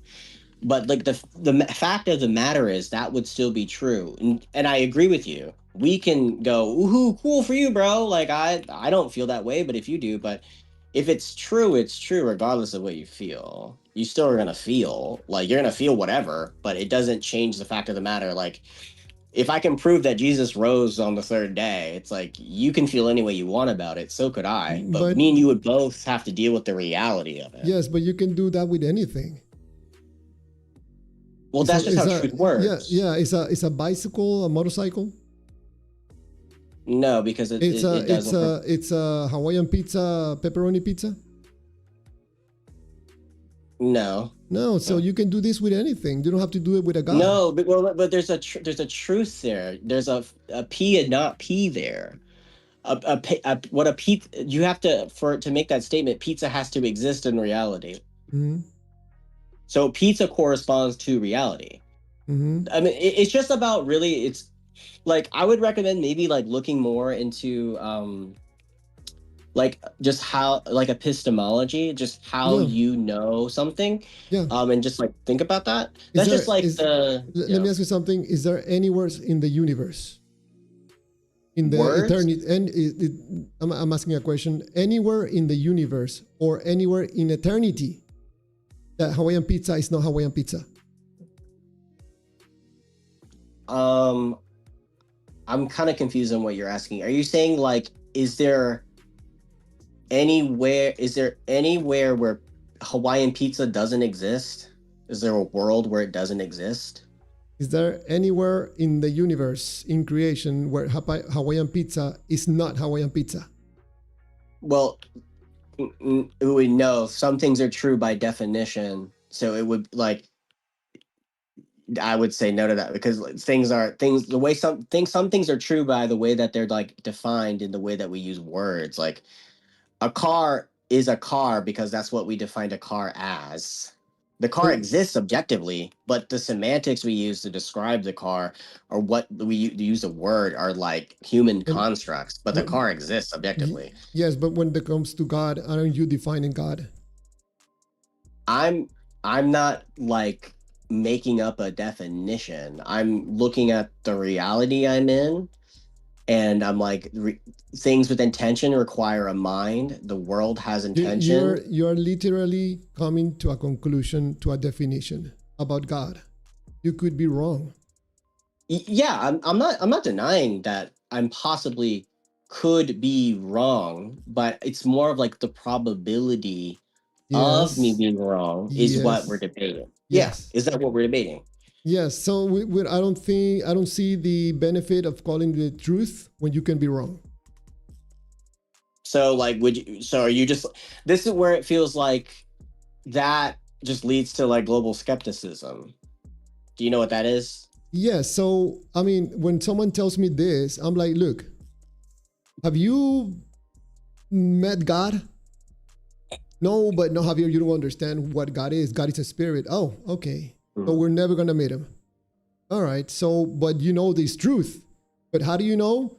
Because I analyzed the Bible and I came to the conclusion, looking at reality and coming to the logic, scientific conclusion that there's an impossibility that this universe couldn't come by itself or from nothing. So, therefore, there must be a creator, and that is the truth.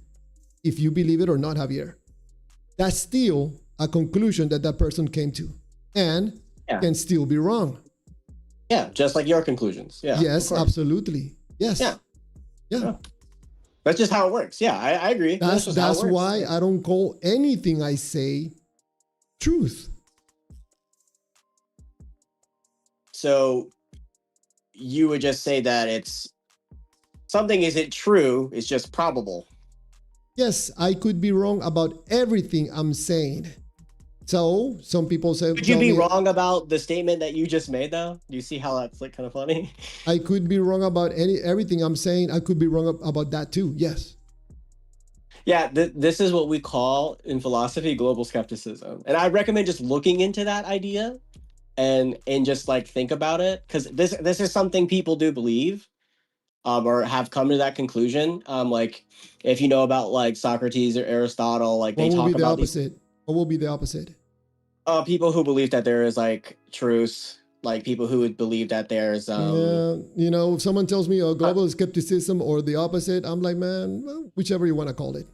Call me global skepticism. It's not like a negative judgment. It's just like you've kind of like the sophists in like, you know, Plato's dialogues, or like in the Republic, or in like where Socrates are talking about it, where it's like they go to Socrates like, we can't know anything, and then so you know, that's what a lot of them say, like, and they kind of say similar stuff to you, similar things you said, and then Socrates asked this question, which I'm going to ask to you. He says, how do you, if you're saying we can't know anything, how do you know that? Do you know that from your not knowing? No, but you know, I'm not a global skepticist or whatever you call it. I know one thing. I know that I'm very ignorant about a lot of topics. I know something. So that doesn't apply to me. Oh, well, you're okay, but you know that because it's true, right? Yes. I feel that is truth. My view is that it's true that I know nothing about space rockets.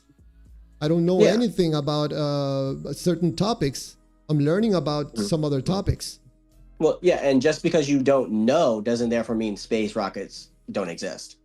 You're switching between one thing and the other. If I don't know if you have noticed. Well, you're kind of making an argument from ignorance. There's things that I know, and you're calling me a global skepticist. Maybe when I bring up global skepticism, okay, I'm not saying you are. It came, like I said, it comes across that way. Like at times you say, it seems like we can't know anything for certain. There's no way to know anything. No, I never said that. Okay, and then that's just my mistake. If you're gonna call God the truth and not your truth, I'm like, man, that sounds to me a little bit arrogant. I'm not saying you're being arrogant. Don't take it personally. No, I know what you mean. Yeah. You know, but to me, it's like, man, you know how many people tell me, Javier, the truth. You don't accept the truth. I'm like, what is your truth? That Jesus is God. I'm like, okay, all right. Well, yeah, you just don't accept. Yeah, you just don't accept what they think the truth is what you're saying. I'm not interested. I know that they're saying that for emotional reasons, not because would you let's hypothetically say it was true. Would you be interested then if it was demonstrated to you that it was true? Would that motivate you in any way? You know, I even give the people the opportunity. I ask them, hey, you telling me that Jesus spoke to you last night? What did he tell you? And when they tell me what Jesus told them, Yeah, no, I I get love that. you. I love you. He told me I love you. Yeah, but So, no, like I'm something. saying, like let's say if like you met Jesus tonight, hypothetically, would that like motivate you to be like, oh, okay, well, this is true, and I believe this now, and I'm gonna be a Christian. Would that change your mind at all? Would that make you do anything? Or There's more probability if there's a person going hospital to hospital, getting people off their beds or dying beds and fixing them or healing them in one spot. I'll be interested. Or being people safe in earthquakes and stuff like that, the kids not dying. Mhm. That will cut more of my attention and not someone telling me, Javier, the truth, the truth. Uh, Uh, yeah. So let's say it's like you went to a hospital and you watched like kids get immediately cured of cancer or their legs grew back from amputation. Would you be like, oh wow, this is true? no, Okay, so what would be your standard then? that could be What would convince you? witchcraft. Yeah, so but like what would convince you then if that won't? I What will could, not get convinced. I would ask questions, sir. How are you doing that? Do you mind my asking? Probably he tells me, well, that's the power of the Lord. I'll be like, oh man, you caught my attention. What Lord are you talking about? And we go yeah. from there. But I'm not gonna jump like a swimming pool, like coming to a conclusion. Oh, No, that's yeah, the you'll Lord yeah. and my Savior. Yeah. You know. But yeah, you're gonna be more tentative. You're gonna be like, okay, well, like that. This is interesting. Like, I'm not sure if I'm fully convinced yet, but like, this is something I need to take into account and think about. And then you would kind of arrive at that position. You know? No conclusions. I'm very Yeah. careful about coming to a conclusion and start calling things truth because I could be absolutely wrong and then go some other way that has nothing to do with Yeah. reality. And I do think that's fair and that's reasonable. I don't think you're being like irrational for being like cautious because you could be wrong and you don't want to say like some crazy thing and then it be wrong and you do something or something happens kind of. You want to be careful. And I think that's fair. I don't think there's anything wrong with that. I'm just trying to understand just trying to understand how you think, I guess, is really a lot of my questions were. Just trying to understand you. You seem like a really smart and nice guy and like a reasonable person.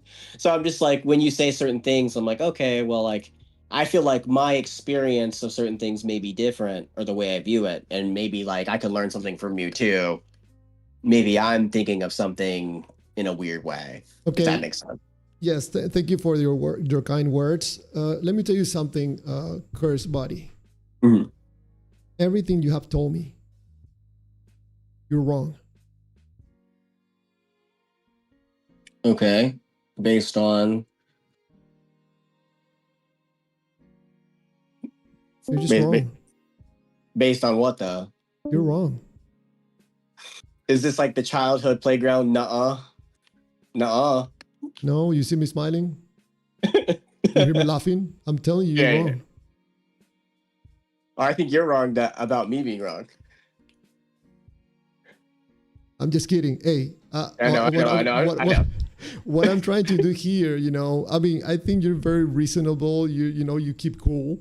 Some Yeah, people, I get them into a negative feel state, yeah.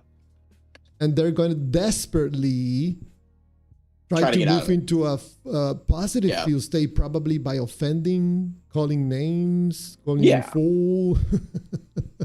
Well, like people are doing that because they're insecure and they can't defend their ideas.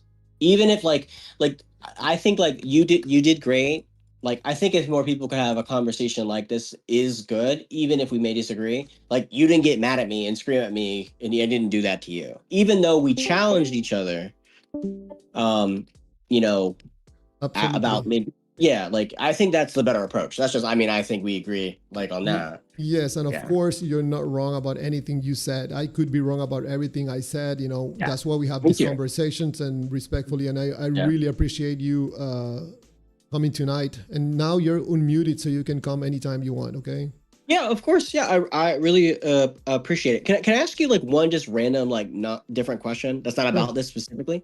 Sure. Oh, where are you from? If you say where you're from, are you from like America? Are you from like where like what time zone are you in or something? So like if I Uh, catch the stream again or Yeah, believe it or not, I was born in the States, but I live right now in Panama and have lived in Panama most of my Oh, that's life. cool. I'm in Central America, yes. It's Yeah, my almost wife's 9 o'clock family's here. going there on a vacation soon. That's actually super cool. Going where? They're going to Panama. Like, Oh, really? yeah, they're um my wife's father, he does like beekeeping kind of stuff, and there's like something he's going there down there that has to do with bees, Mm. or something like that. I don't really remember exactly everything about it there. There's like Africanized bees that are there, and he like keeps up with hives there or whatever, but they go there for like trips or something. So yeah, that's cool. I heard it's really nice there. It's a really nice place to live. Yeah, At times. you guys going to a place called Chiriquí, which is a really, really nice place, and it's the temperature is lower than here in Panama. In the city, man, it's really hot, really humid, and right now it's raining a lot. Yeah, that doesn't sound fun. Yeah, humidity is terrible, bro. Humidity is awful. So Yeah, here in the midday, man, you cannot be under the sun. You're gonna be sweating like a pig. I mean, it's really, yeah, really bad. yeah. But yeah, super cool. It was really nice to meet you. What was your name again? Javier, or clear waters, or stinky waters, or murky waters. I have all kinds of names. Well, it was really nice to meet you, Javier. My name's Josh. My name's Josh. Nice to meet you. Thank I'll you so jump in much. from time to time and like ask you questions maybe again. It was really nice meeting you. Nice to meet you. Thank you. Good. Nice to meet you. Bye bye. Well, that was an interesting conversation. Thank you so much to Josh. Well, there's a person coming in and out. I don't know who that is. So probably someone wants to talk. Just go ahead, connect. Let me know who you are in the live stream and I'll let you in. That was an interesting conversation. Very respectful, man. You know, disagree totally, and we don't have to be yelling at each other, calling each other names.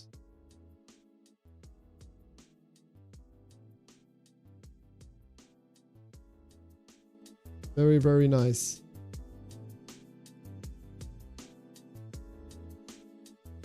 All right, so let's go back to these messages now. We don't have any callers right now, so let's read some of your messages from the chats on both live streams, both streams. I'm streaming in vertical and horizontal streams. Horizontal for your TV, in case you want to watch me on your TV, hey. Or on vertical, so you can watch me on your phone. MC time, welcome to the live stream. I hate when theists ask what evidence you need. They just want to know the minimum proof required for you to surrender your money, your freedom, your family's safety, and your life. Wow. Interesting comment.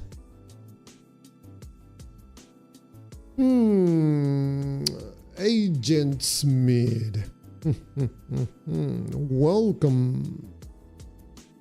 Agent Smith writes, you either believe or you are not, but you certainly don't hold all the answers.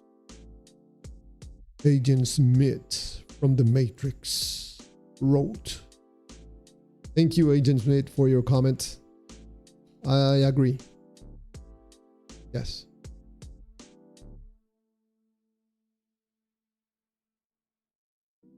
Del Toya, the Big Nick, Darth Gently, can't speak. Having a conversation, just in case you missed it, I made a presentation at the beginning of the live stream. First, asking a question, mainly, what do you feel from believing in God? I also presented another scene where I mentioned what some believers would ask or say. For example, what does God have to do with feelings? A believer would ask me, we are humans, we have feelings. What is the problem with having feelings for God? Why can I love God? Why can you not leave me alone with my God? Hey, can speak. And why does any of this have anything to do with whether God exists? Yep. In my view, believing in God has everything to do with your feelings and not necessarily a God. What are some of these feelings that you get from believing in God? Not from God, from believing.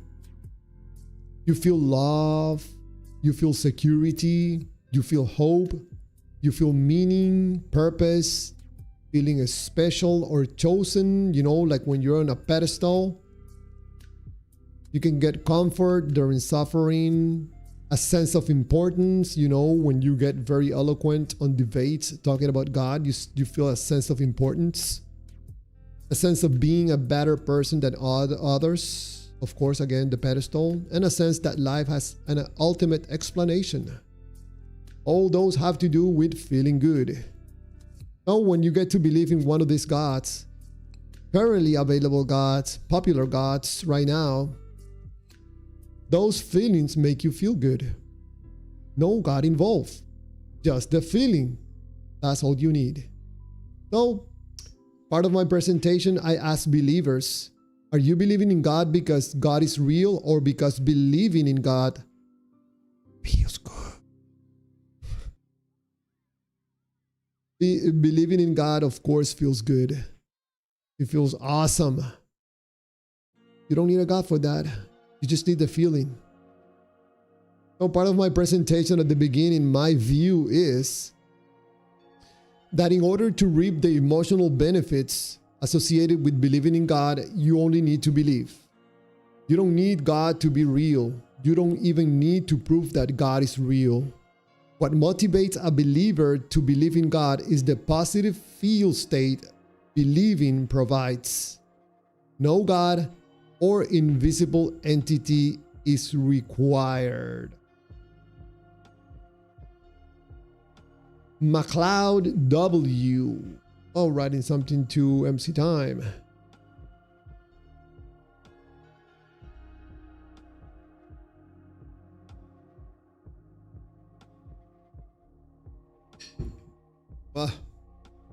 Thirsty.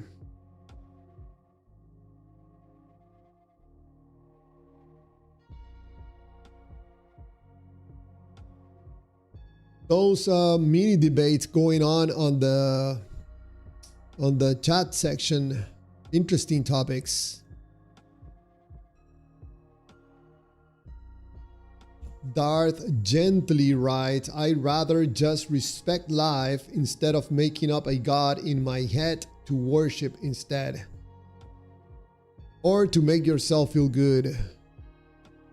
But of course, if a human being doesn't find any value in believing in a God because the data of a God doesn't make sense, they're not going to believe. That's how humanity 101 is. Data, beliefs, data, feelings, and actions. By data only, you don't take action. By data and feelings, you take action. MacLeod W. writes, motivations is emotive usually. Yes, that's human nature, our spirit, but you don't need a motive to believe anything. You can simply believe something. Belief is a dishonest framing too. What? Yes, that's human nature, our spirit, but you don't need a motive to believe anything. I think the belief is the result of applying value to data. MacLeod W. also writes, you can recognize we are pattern finding machines. Recognizing a pattern is being competent with the pattern. It seems to me that finding patterns has to do with something that allows us to go from a negative feeling into a positive feel state. Like for example, when you know the terrain, yeah, you can have a more positive feel state in a terrain that you know or you're familiar with. That's what you're referring about patterns. Imagine if the mind or the brain presents to us something extremely complicated, you're not going to feel good. And that will put you in a negative feel state. So the mind is going to try to gather, or the brain is going to try to gather information in order to keep you or to move you into a positive feel state.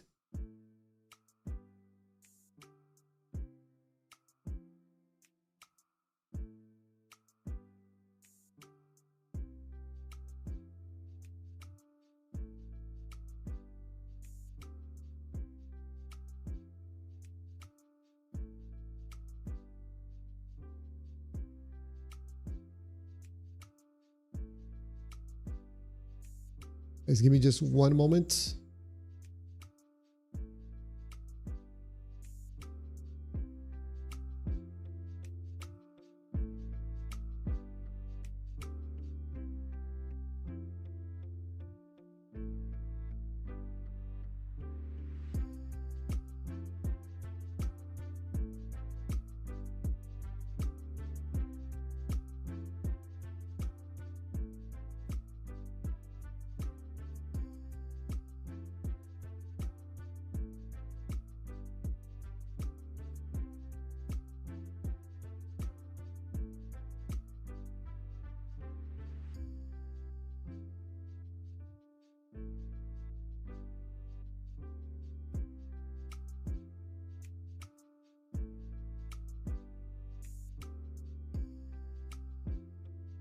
Cita, ¿cómo está, abuelita, que la estoy llamando y no contesta?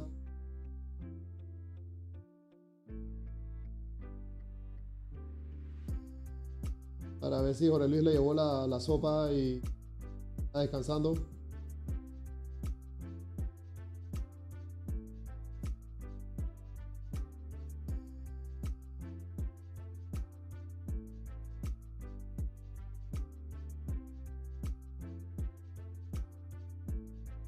Wendy Kirkland, welcome. Did I see the blue moon? More signs in heaven. No, I haven't seen the blue moon. I'm doing here a live stream.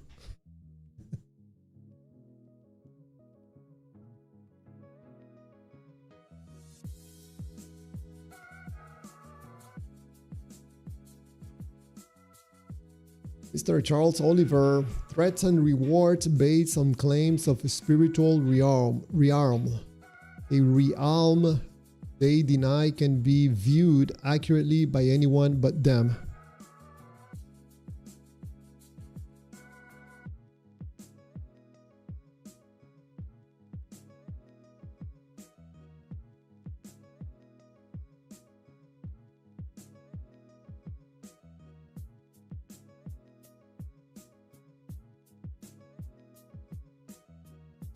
NC Time is responding. Oh wait, Unseen 2. Everyone knows God exists through creation and their conscience. Our conscience tells us what's right and wrong, and if we didn't have that, there would be no sense of justice. Yeah, Unseen, I don't agree with you. I think it's a bit more complicated than that. Your explanation is very easy, very simple, but it doesn't make sense. In my view, it doesn't explain reality.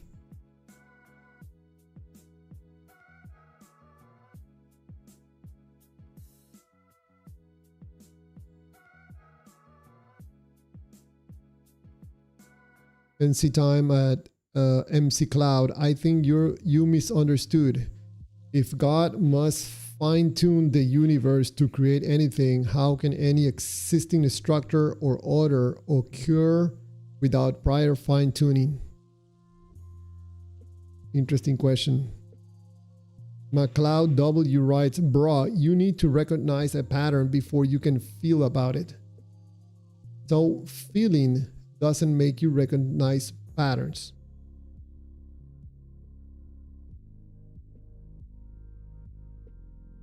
In my view, MC Cloud feeling is that that takes a thought and brings it into reality or an action. Feel. So in order to do anything in this life, you need data in your mind or a brain, and you need feel. Otherwise, it would only be data. So a pattern, probably your mind is doing that or your brain. But applying value to that data is a process of feel.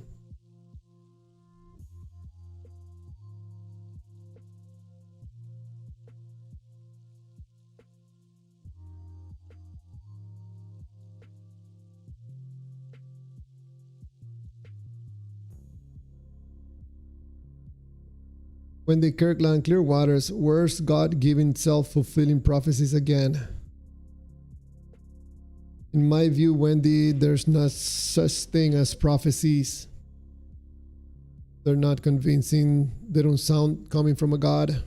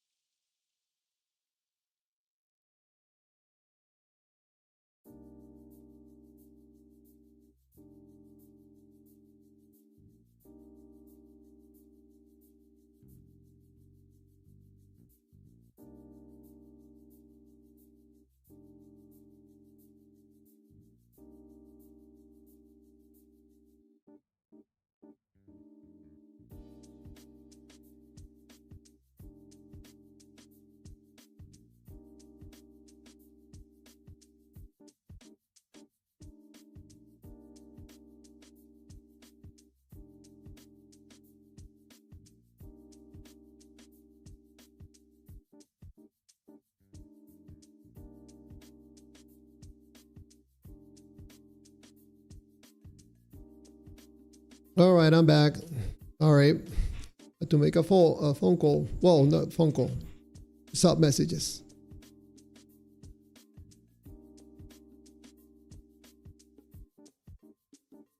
MC Cloud is writes, I just completely dismantled your stance and you're skipping it.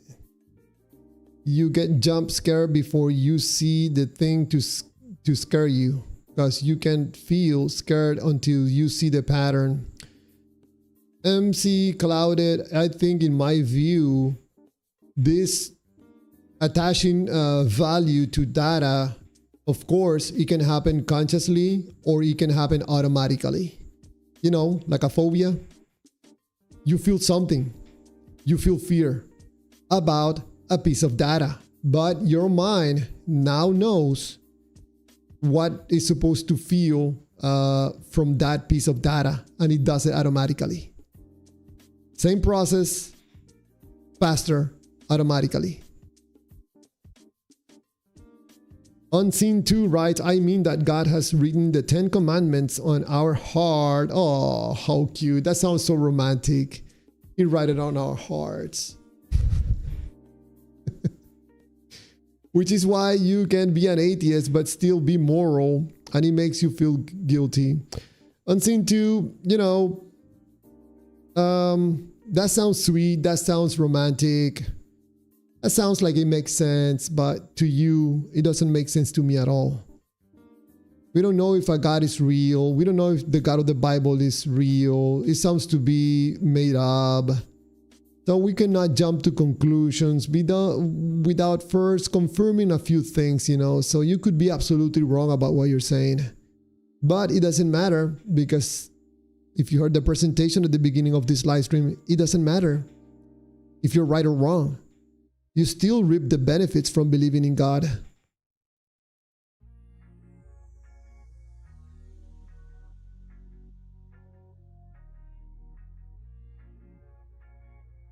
Jerry888, why do Christians misunderstand me?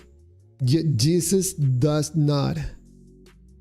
Jerry, do you know my neighbor? My neighbor is Jesus. I don't know any other Jesus. So, that Jesus understands you? What are you talking about? Unseen, right? We are fallen creatures. No, unseen, we're not. You learn that, and you learn to say that. That's different. You could learn something and be 100% incorrect, which in my view, you are. Most likely.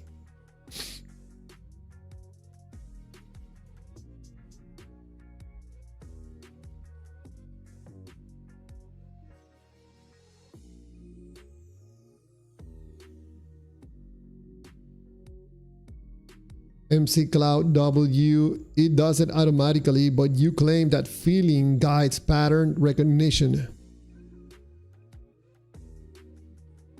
No, MC Cloud, no. Everything that has to do with data comes from the brain or the mind. I don't know which one or both.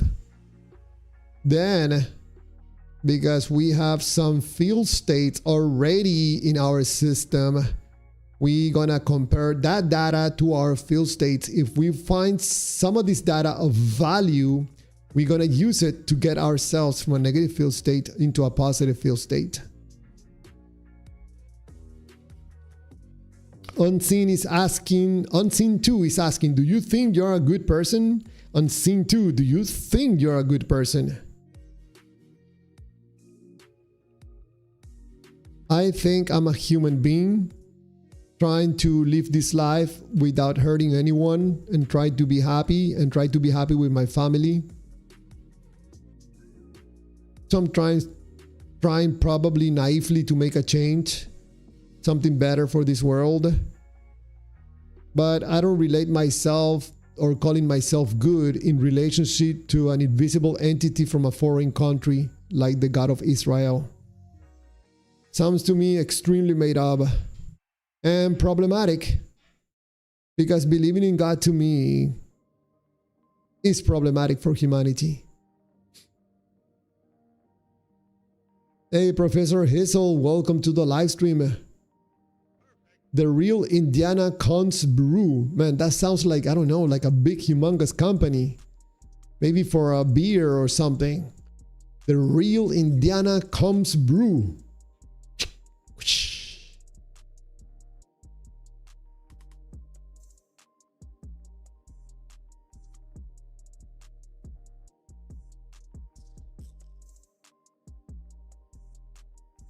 Old Man FB writes, you're 100% incorrect.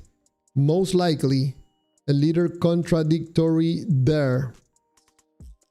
Yeah, I think I corrected myself immediately. I don't have absolute truth about anything, so even myself, I could be incorrect. So, yes, I'm wrong about the person being 100% incorrect. Most likely, 100% incorrect.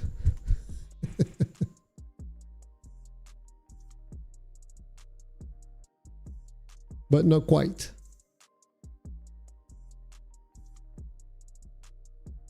MC Cloud W, that is correct. Our field state does not influence processing. It doesn't prove that we auto sort everything into illusion, much less specific illusions. I don't know, MC Cloud, it seems to me that up to a point, this gets into a self circle, data, field, action, then the action fits the data again, field, see value, take action again, you double check, it goes back in, your action goes back into to data for the brain. According to your action, then, reevaluate. You see value, feel, take action again. Spulapuhahuhahuhaha. Spulapuhuhuha. Spulapuhuha. Okay, it took me 3 minutes to understand its skeptic channel. All right. Yes, you guessed it correctly. I'm a doubter. I am not sure. I have many questions. Not a believer. I'm a human being. I like to ask questions. I don't like to jump too fast into conclusions.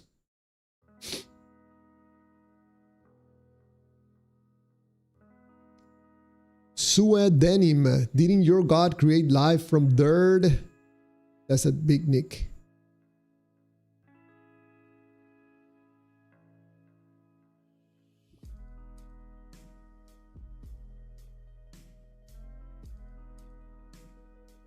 Noki 45 is asking who? Who? Now, I don't know why you're asking Noki 45. We're talking about what motivates. What is your motivation for believing in God? If you believe in one of these invisible entities.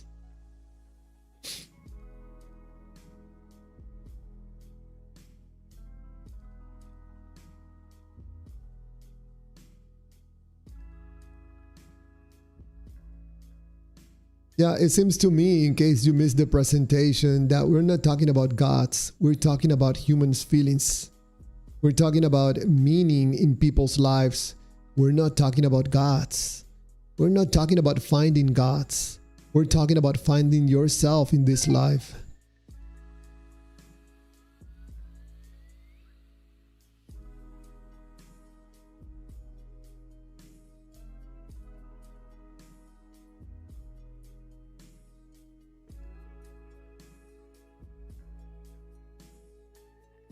So, for someone that believes in a God, they're probably doing it because of the emotional benefits you get from believing in supposedly the most powerful being in the universe, which can be of emotional benefit. No God required for your belief. So, if the God is real or not, it doesn't matter. You're already reaping the benefits, the emotional benefits from believing, and that's what matter.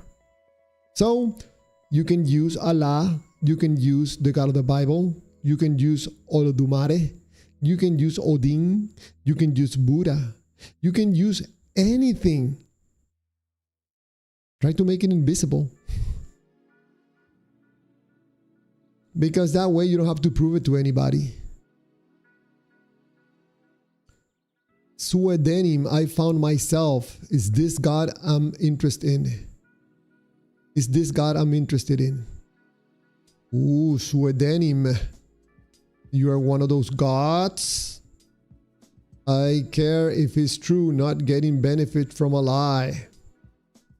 Well, some people like their lies. They get benefit from it. Some people say, I know that God is real. Now, how do I know? Because I know. And that's how I know. The Big Nick, for example, God is true to you. That is your truth. But it's not my truth, which doesn't make it the truth. But it's okay. It can be your truth, because you can find it to be true.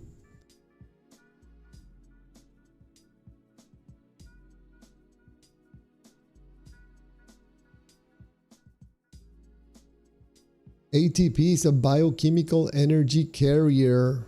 Explaining how living systems use it does not establish that God exists. It's a comment from the real Indiana Combs Brew. Spulapuhua writes, I was active pagan for 20 years. Now I'm a Lutheran. Man, I'm so sorry to hear that. I'm just kidding. Don't get upset. Spulapuhua continues to write, why? Reasons. I was also a doubter and searched for signs from God. Like, show me you are real and I believe. No, I got my answer after baptism. Spulapuhua.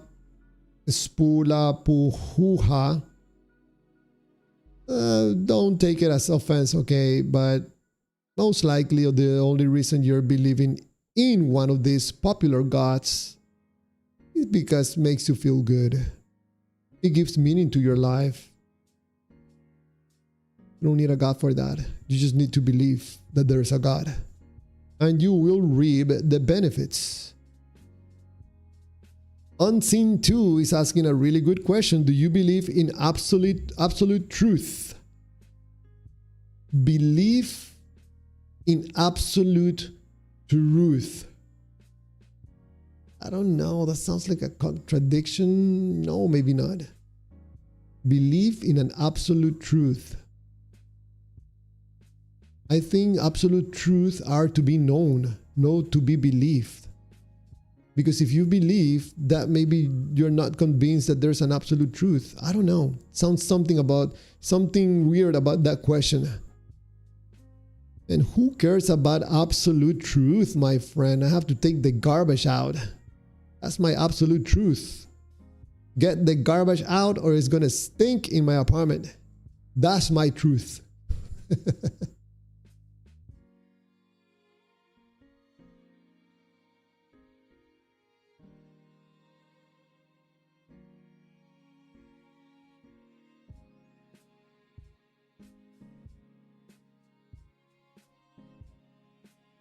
Laman de du di du di di deu. Lamani de diu. Laman, join a local church. It is good to follow sermons online, but that is not enough and cannot replace church life. So basically what you're saying, Lamane de diu, is that you feel good being a follower. Good for you, my friend. I am not a follower. Especially, I don't follow toxic doctrines. Lamane Dadiu writes, Christ himself instituted the church. It will endure forever, and the gates of the realm of the dead will now prevail against it. Matthew 16:18. The church is the body of Christ. You don't know, Lamane, I don't know why you're celebrating this. You're a follower. We need leaders in this world. No more followers. If you're okay being a follower of some toxic doctrine, I think probably you're most likely an adult and you are free to do that. But we are trying to bring awareness to the problematic of being a follower of one of these doctrines that think or want to inject in your life the belief that there's an invisible entity from a foreign country that wants to love you and wants to have a personal relationship with you. And if you don't want to have a personal relationship with this invisible entity from a foreign country like Israel, then you will pay the price by suffering for eternity for being an insolent and not accepting God's love and protection. Sounds very loving to me.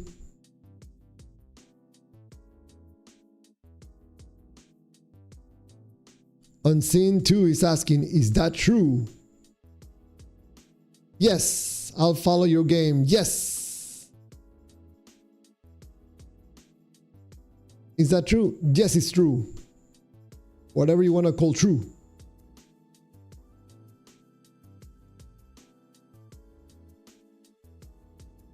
Laman is writing, join a local church where the word of God is faithfully preached so that you might fully live out your faith alongside other Christians. You know, Lamaneu, let me give you an applause. You have learned what other people are feeding you very good. You're a very good learner of what other people are telling you. Not what God is telling you, what other people are telling you. So apparently, for some reason, you're persuaded to believe what other people are telling you. No God involved. That's why you sound like a robot. Join your local church. Join your local church. Christ is King. Christ is King.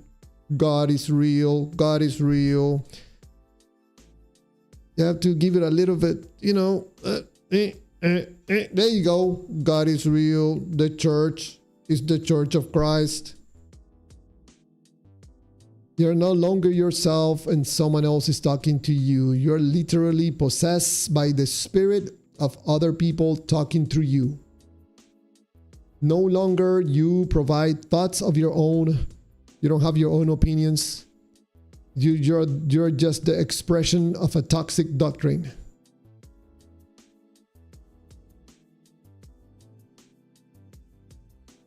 Spulapuha, oh well, toddler logic here. Have a nice day. Good luck with your toddler logic then.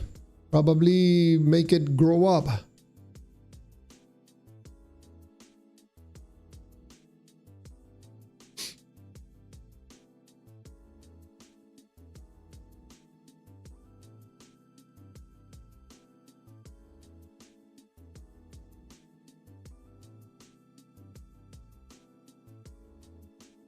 Do-do-do-do.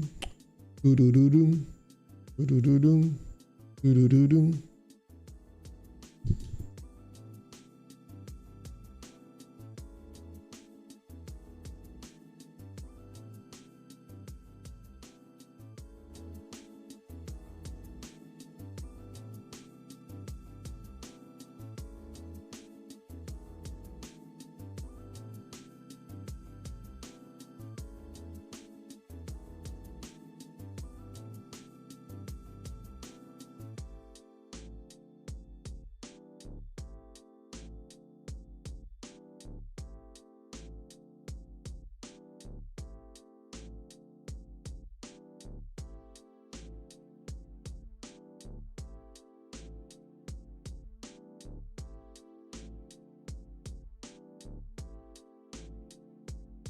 Just in case you missed it, that is my view about believing in God or any God, or the emotional benefits you get from believing.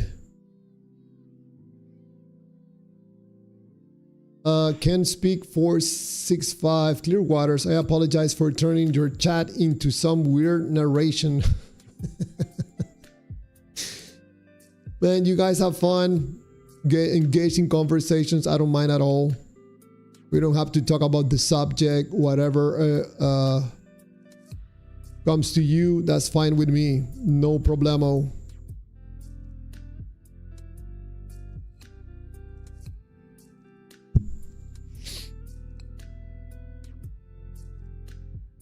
Unseen 2 writes, have you lied, stolen, looked with lust, dishonor your parents, and used God's name in vain? Unseen 2, come on. You too? You're watching too much Ray Comfort.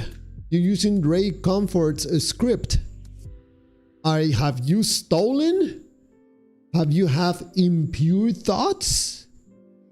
Come on, you're just a sinner like anybody else. You're a dirty human and you need Jesus to fix you. So don't be asking other people if they're dirty. You're dirty. You're not special.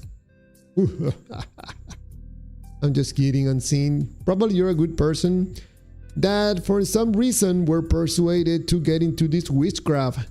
Before you were talking about family, work, your country, and now look at yourself talking about spirits, demons, sacrifices, bathing yourself in the blood of Jesus. asking people if they're liars or they're stealers, stolen something. What happened to you? What happened to the human being? What happened to the honest, transparent, decent human being? Now you are a believer in one of these invisible entities from a foreign country, like the God of Israel.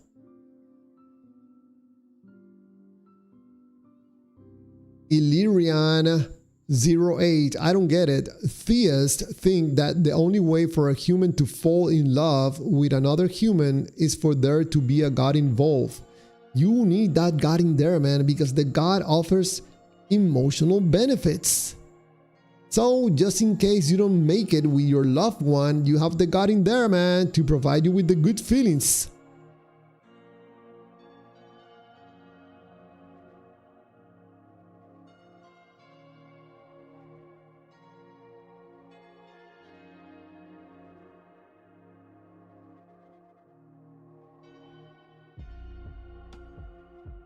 Out of Babylon, God is love, God is love, God is love, you are love.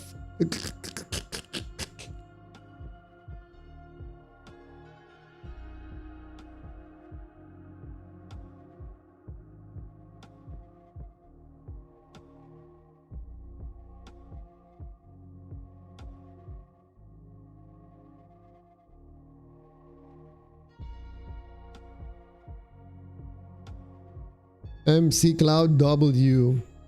A lot of people does believe because of good feelings, as you say, but that isn't how it works. I don't get a good feeling from belief. I study and find it all self-consistent. And finding all self-consistent, doesn't that make you feel good? 100%. It has to do with feelings. There's no other way around it. Some people tell me, Javier, I know that God exists because the evidence is overwhelming. Don't tell me. You have come to the conclusion that God is real, and that makes you feel horribly bad, right? No, Javier, it makes me feel wonderful. Oh, thank you. It makes you feel good.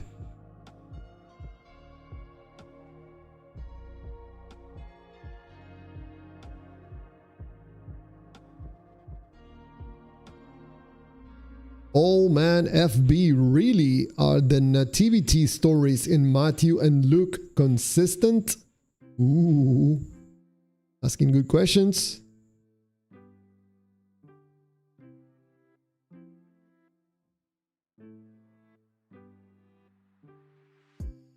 Anything you know about God, MC Cloud W, it doesn't come from God. It comes from other people.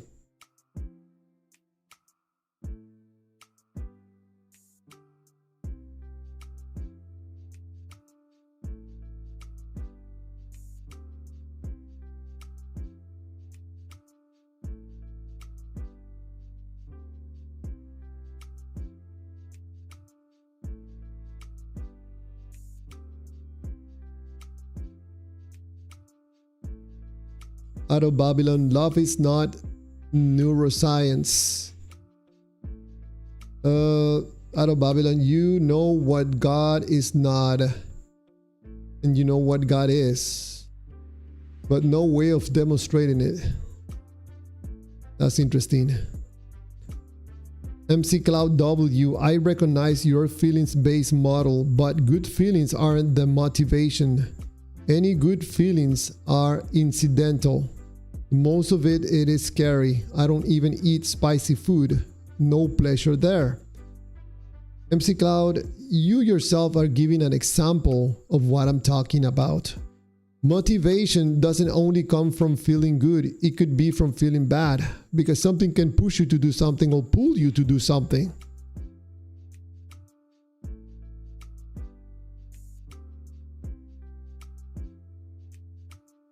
So you can try to test it, MC Cloud. Try to think of an example about life that you don't think that this what you call model applies. Can you come up with an example specifically?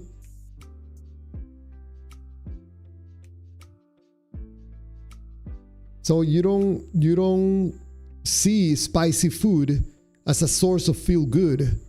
You're not gonna move towards a spicy food.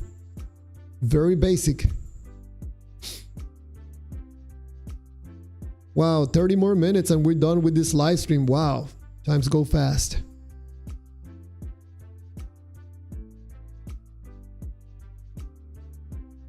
MC Cloud W writes, but you will shoot back at claim that you know better to mind's work and dismiss my claim that it isn't reward as a motivator. That's pure belief in my case, which is shitty. I understand your model. You have it embedded as a prior to things that is not prior to. You know, honestly, MC Cloud W, I don't understand what you're trying to say. You as a human being, you gather information, or your brain does. If the information has value, you will act on it. If it doesn't, you won't.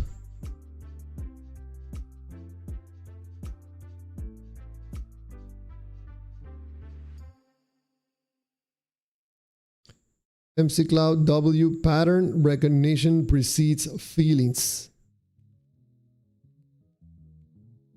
Yeah, sure, I call it data. Data without feelings doesn't have value. It's just data.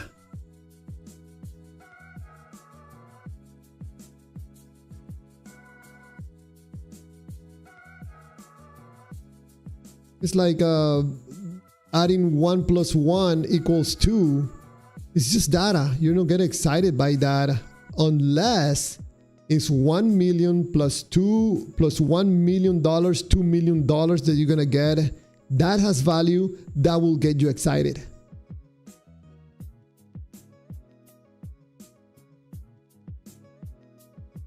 MC Cloud W writes, and you feel after the info is gathered, you can just keep gathering info.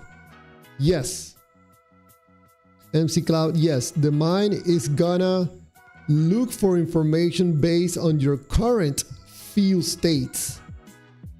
So for example, if you eat spicy food, your mind is gonna recognize that you have a negative feel state right now, and your mind is gonna try to gather information to find you something to move you from a negative feel state, from that spicy food, into a positive feel state. And the mind already knows that that will be most likely something like water. So your mind is gonna try to get water, yes, to get you into a positive feel state. And in that process, from a negative to a positive feel state, you're gonna take action because you found the data. There's value in the data.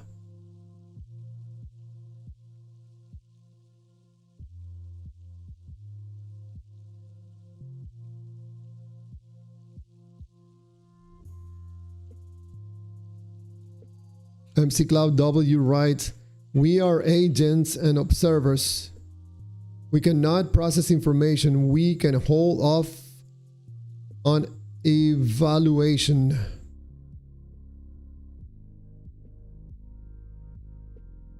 It seems to me, MC Cloud, that the part as being observer is the mind. Excuse me. This is something about invisibility, like thoughts are invisible. And the only way you can bring these thoughts into reality is by the power of feel. You can take an action on this earth by data and feel, not by data alone.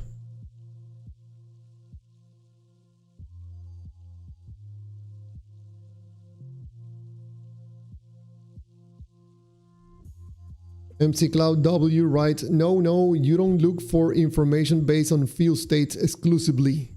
Just commonly, habitually, sure. But if you are looking for bunnies and see a monster, you won't view the monster as a bunny. You are basically claiming that our emotive structure prevents rational use of information.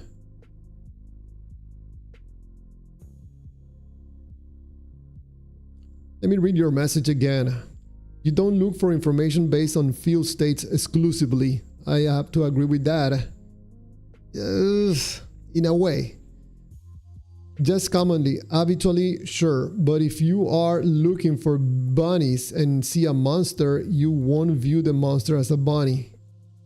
You're basically claiming that our emotive structure prevents rational use of information. You know, MC Cloud, that will be like, for example, like I'm here doing a live stream and then an eagle shows up in my window.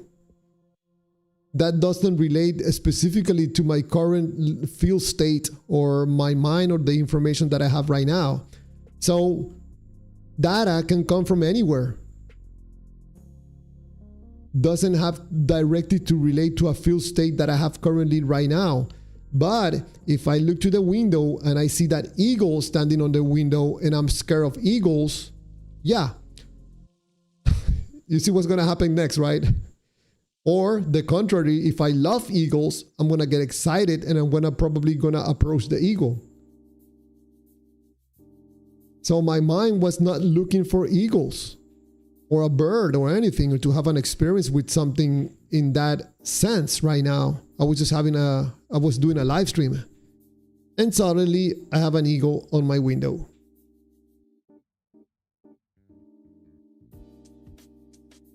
Malaysia Forever 3280. We talking about Bonicula.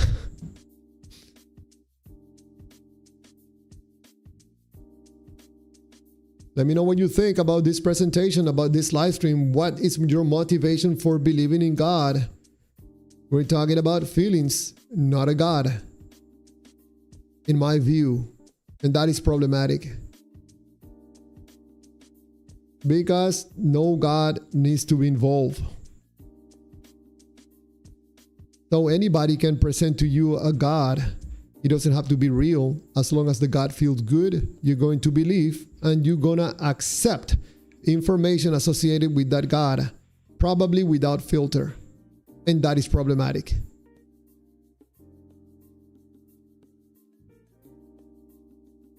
MC Cloud W writes, I agree that typically the hedonic treadmill motivates belief. I don't believe it is functionally required. MC Cloud, let me look for this hedonic treadmill. I like to learn things or remind myself of things. It sounds familiar. The hedonic treadmill or hedonic adaptation is the human tendency to quickly return to a stable baseline level of happiness after major positive or negative life events or purchases. Wow.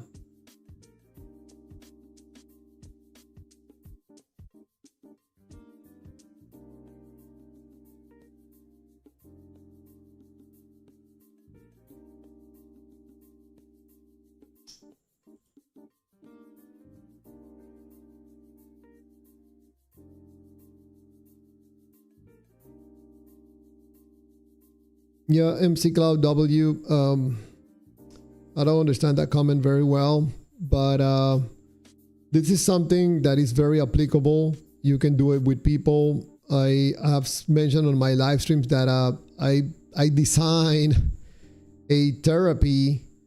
I call it the Shaolin therapy to help people with traumas get out of their traumas.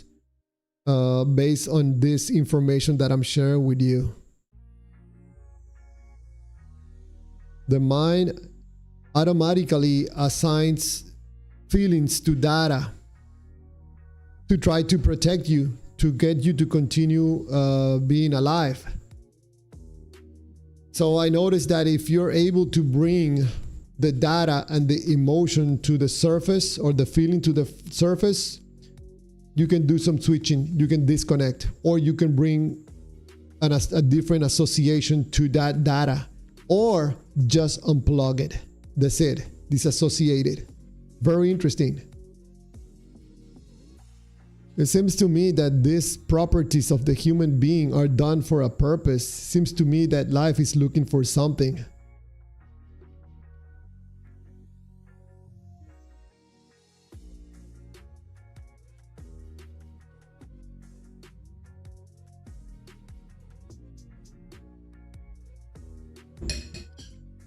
If you don't think that life seems to be looking for something, try to stand against the wall, make it a white wall, and look at that wall for hours. Your mind and your entire being is going to scream at you to please do something. You're not supposed to stay still, to stand still, because life is going to remind you that you're supposed to be moving. You're supposed to be researching. You're supposed to be gathering information. You're supposed to be exploring. You're supposed to be expanding. And you're supposed to be discovering. Clearwaters, discover what? Really? I don't know. I think if I knew, I don't know, we would not have to discover it. I don't know. You are protected. Welcome to the live stream. Right, this applies to all things, money, cars, etc. Man, even to spouses.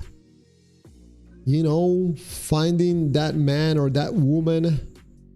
You gather information, you gather data, you like the woman's hair, her eyes, her perfume, you're gathering data, and suddenly you find value in this data about this woman, and suddenly you find yourself taking action towards this woman, and you ask her out.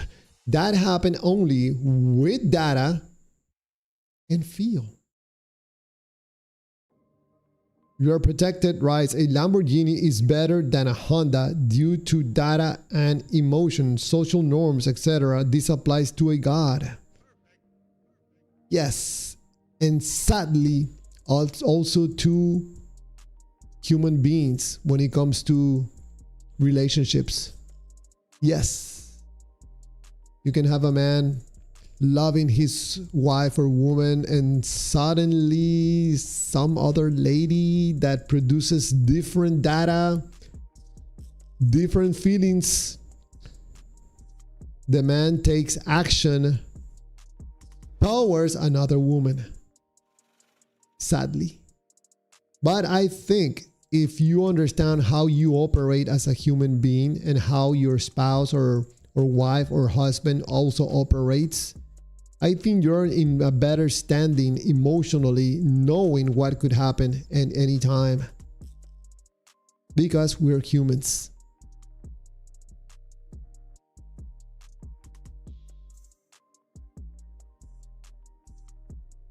Guardian M4 Browning 111. Discover more about God, about the Holy Spirit.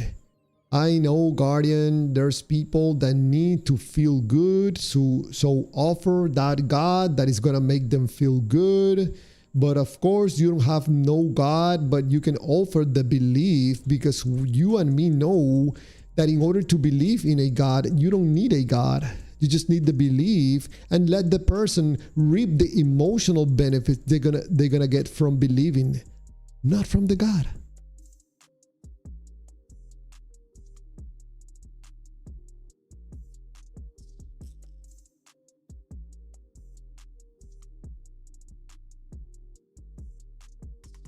Mr. Viking Lloyd, who else am I supposed to believe in?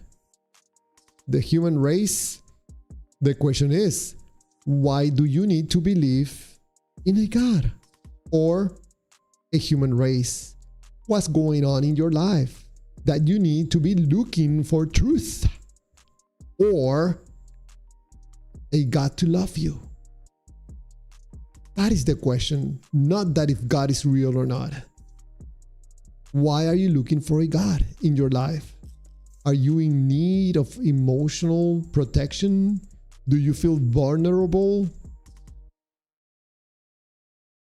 Viking Lloyd is asking, who else am I supposed to have faith in? The government? Why are you looking for things to have faith in? What's going on in your life? Who persuaded you to think that life is about trying to find something to hang on to like an invisible God from Israel?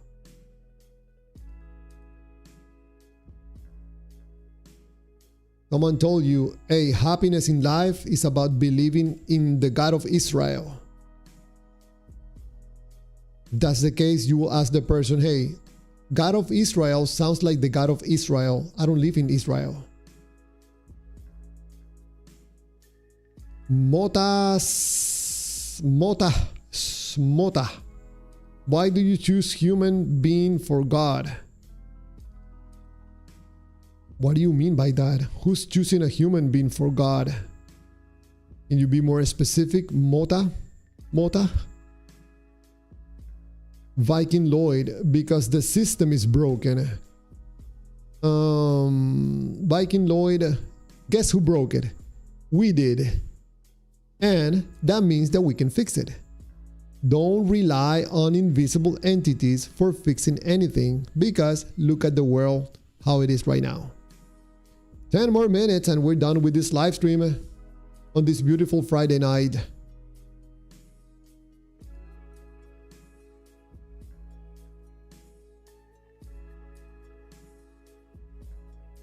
Shayla Bahadur 3005. God believes in the humans, but humans don't believe in themselves nowadays.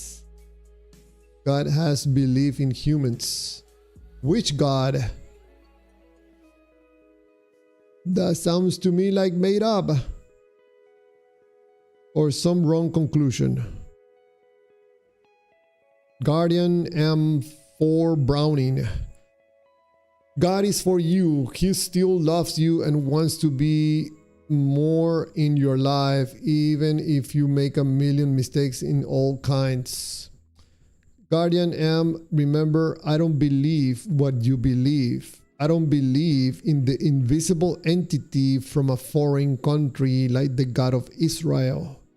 The belief in God apparently makes you feel good, but to me, it has no value whatsoever, because I have come to the understanding that the God of the Bible is a made-up God, just like the thousands of other made-up gods that were invented at the time that this God of the Bible was invented. But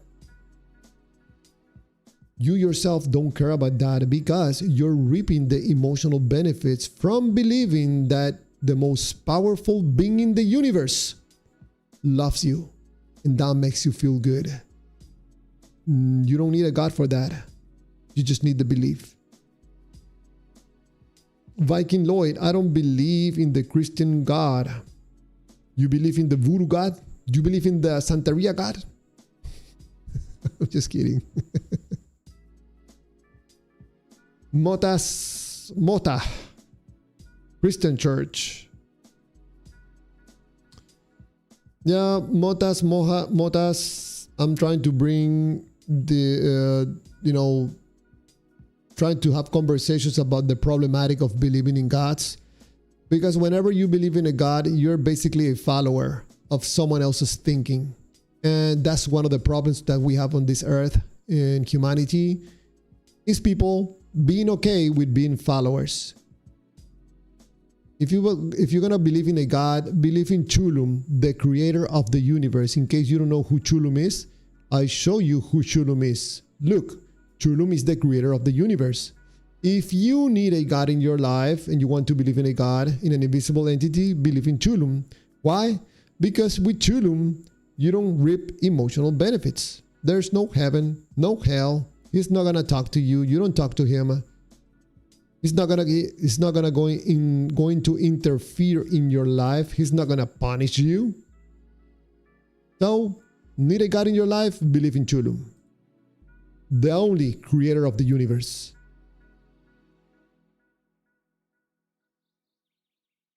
Guardian from Brownie, you still get a like from me. Oh man. Thank you so much. That was so cute. Thank you. You'll get a heart from me, or a hug. Thank you. You made my night. I'm going to sleep very well tonight. Guardian M gave me a like. Appreciate you. Thank you. Oh, Diva don't play. Javier, if there's thousands, then again, why is it you talk about the God of the Bible at like 90% clip? It is so obvious that the God of the Bible is real. Yes, the God of the Bible is real. You know why? Because the universe couldn't come up by itself, so it had to be made by the God of the Bible. And that's the same God that wants to have a relationship with you. And if you do not want to have a relationship with the creator of the universe that also wants to have a personal relationship with you, you are going to pay the price, since he's going to punish you for eternity because you decide not to love him, and that's going to be painful. So get off your booty and love the God, or pay the price, because we're talking about a very loving God. I think it's better to be honest, to be transparent, and to have some decency, in my view, instead of believing in invisible entities that are watching you, and he's gonna judge you because he loves you.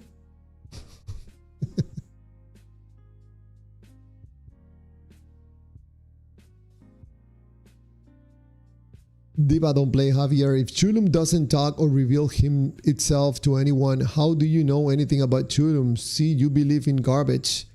No, Diva don't play. You have missed those live streams where I tell people, and callers have asked me, how do I know about Chulum? Go back to the library and watch those live streams where I explain how do I know about Chulum very clearly.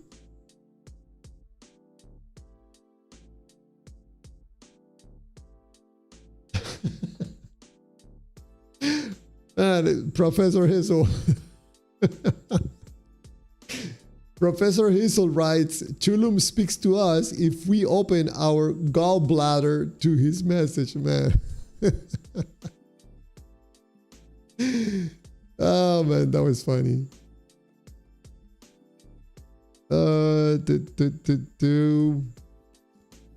All right. 4 more minutes and we're done with this live stream in this beautiful Friday night. Diva don't play, right, Javier? No, because you talk about him at a 95% clip. You strain my faith by your continuous talking about him. You talk about invisible entities, the same one every day.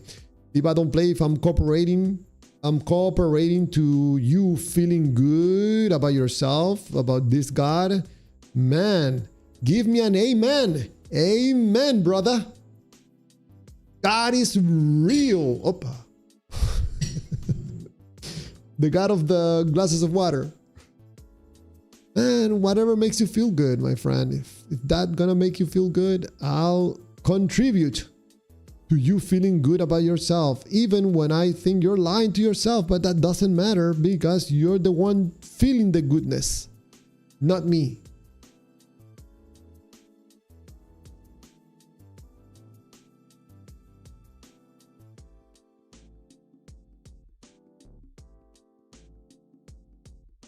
All right, we're about to be done with this live stream. Those conversations going strong. Some mini debates going on. People trying to prove that God is real by using logic, by analyzing the evidence, and to coming to their own conclusion. And they can still be wrong. But it doesn't matter. I think it's about having conversations, expressing yourself, expressing your views.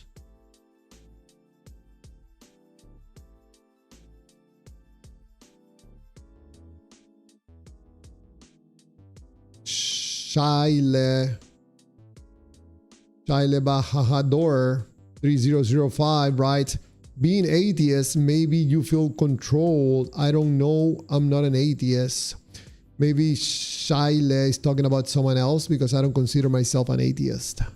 I consider myself a human being.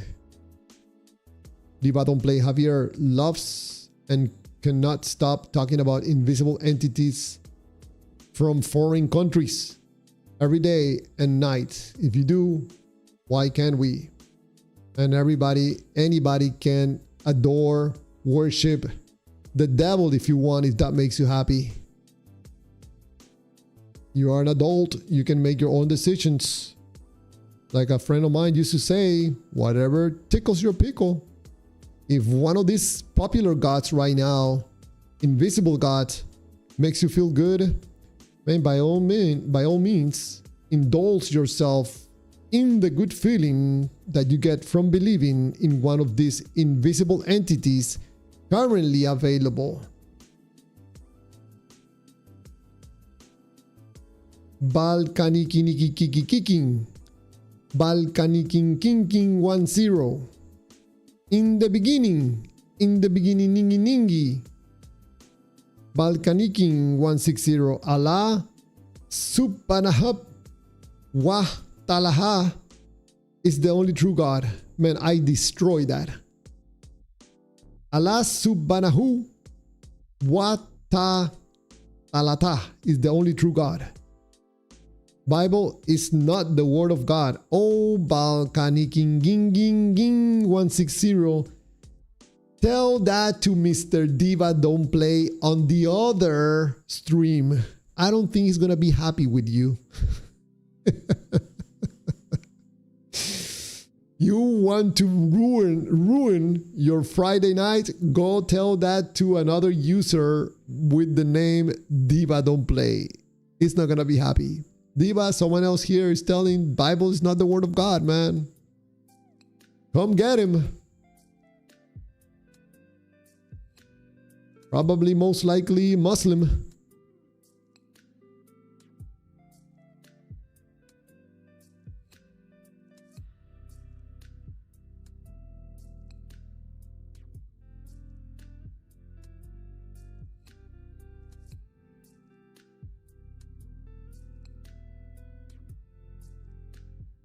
Alright guys, been 3 hours. I'm out of here.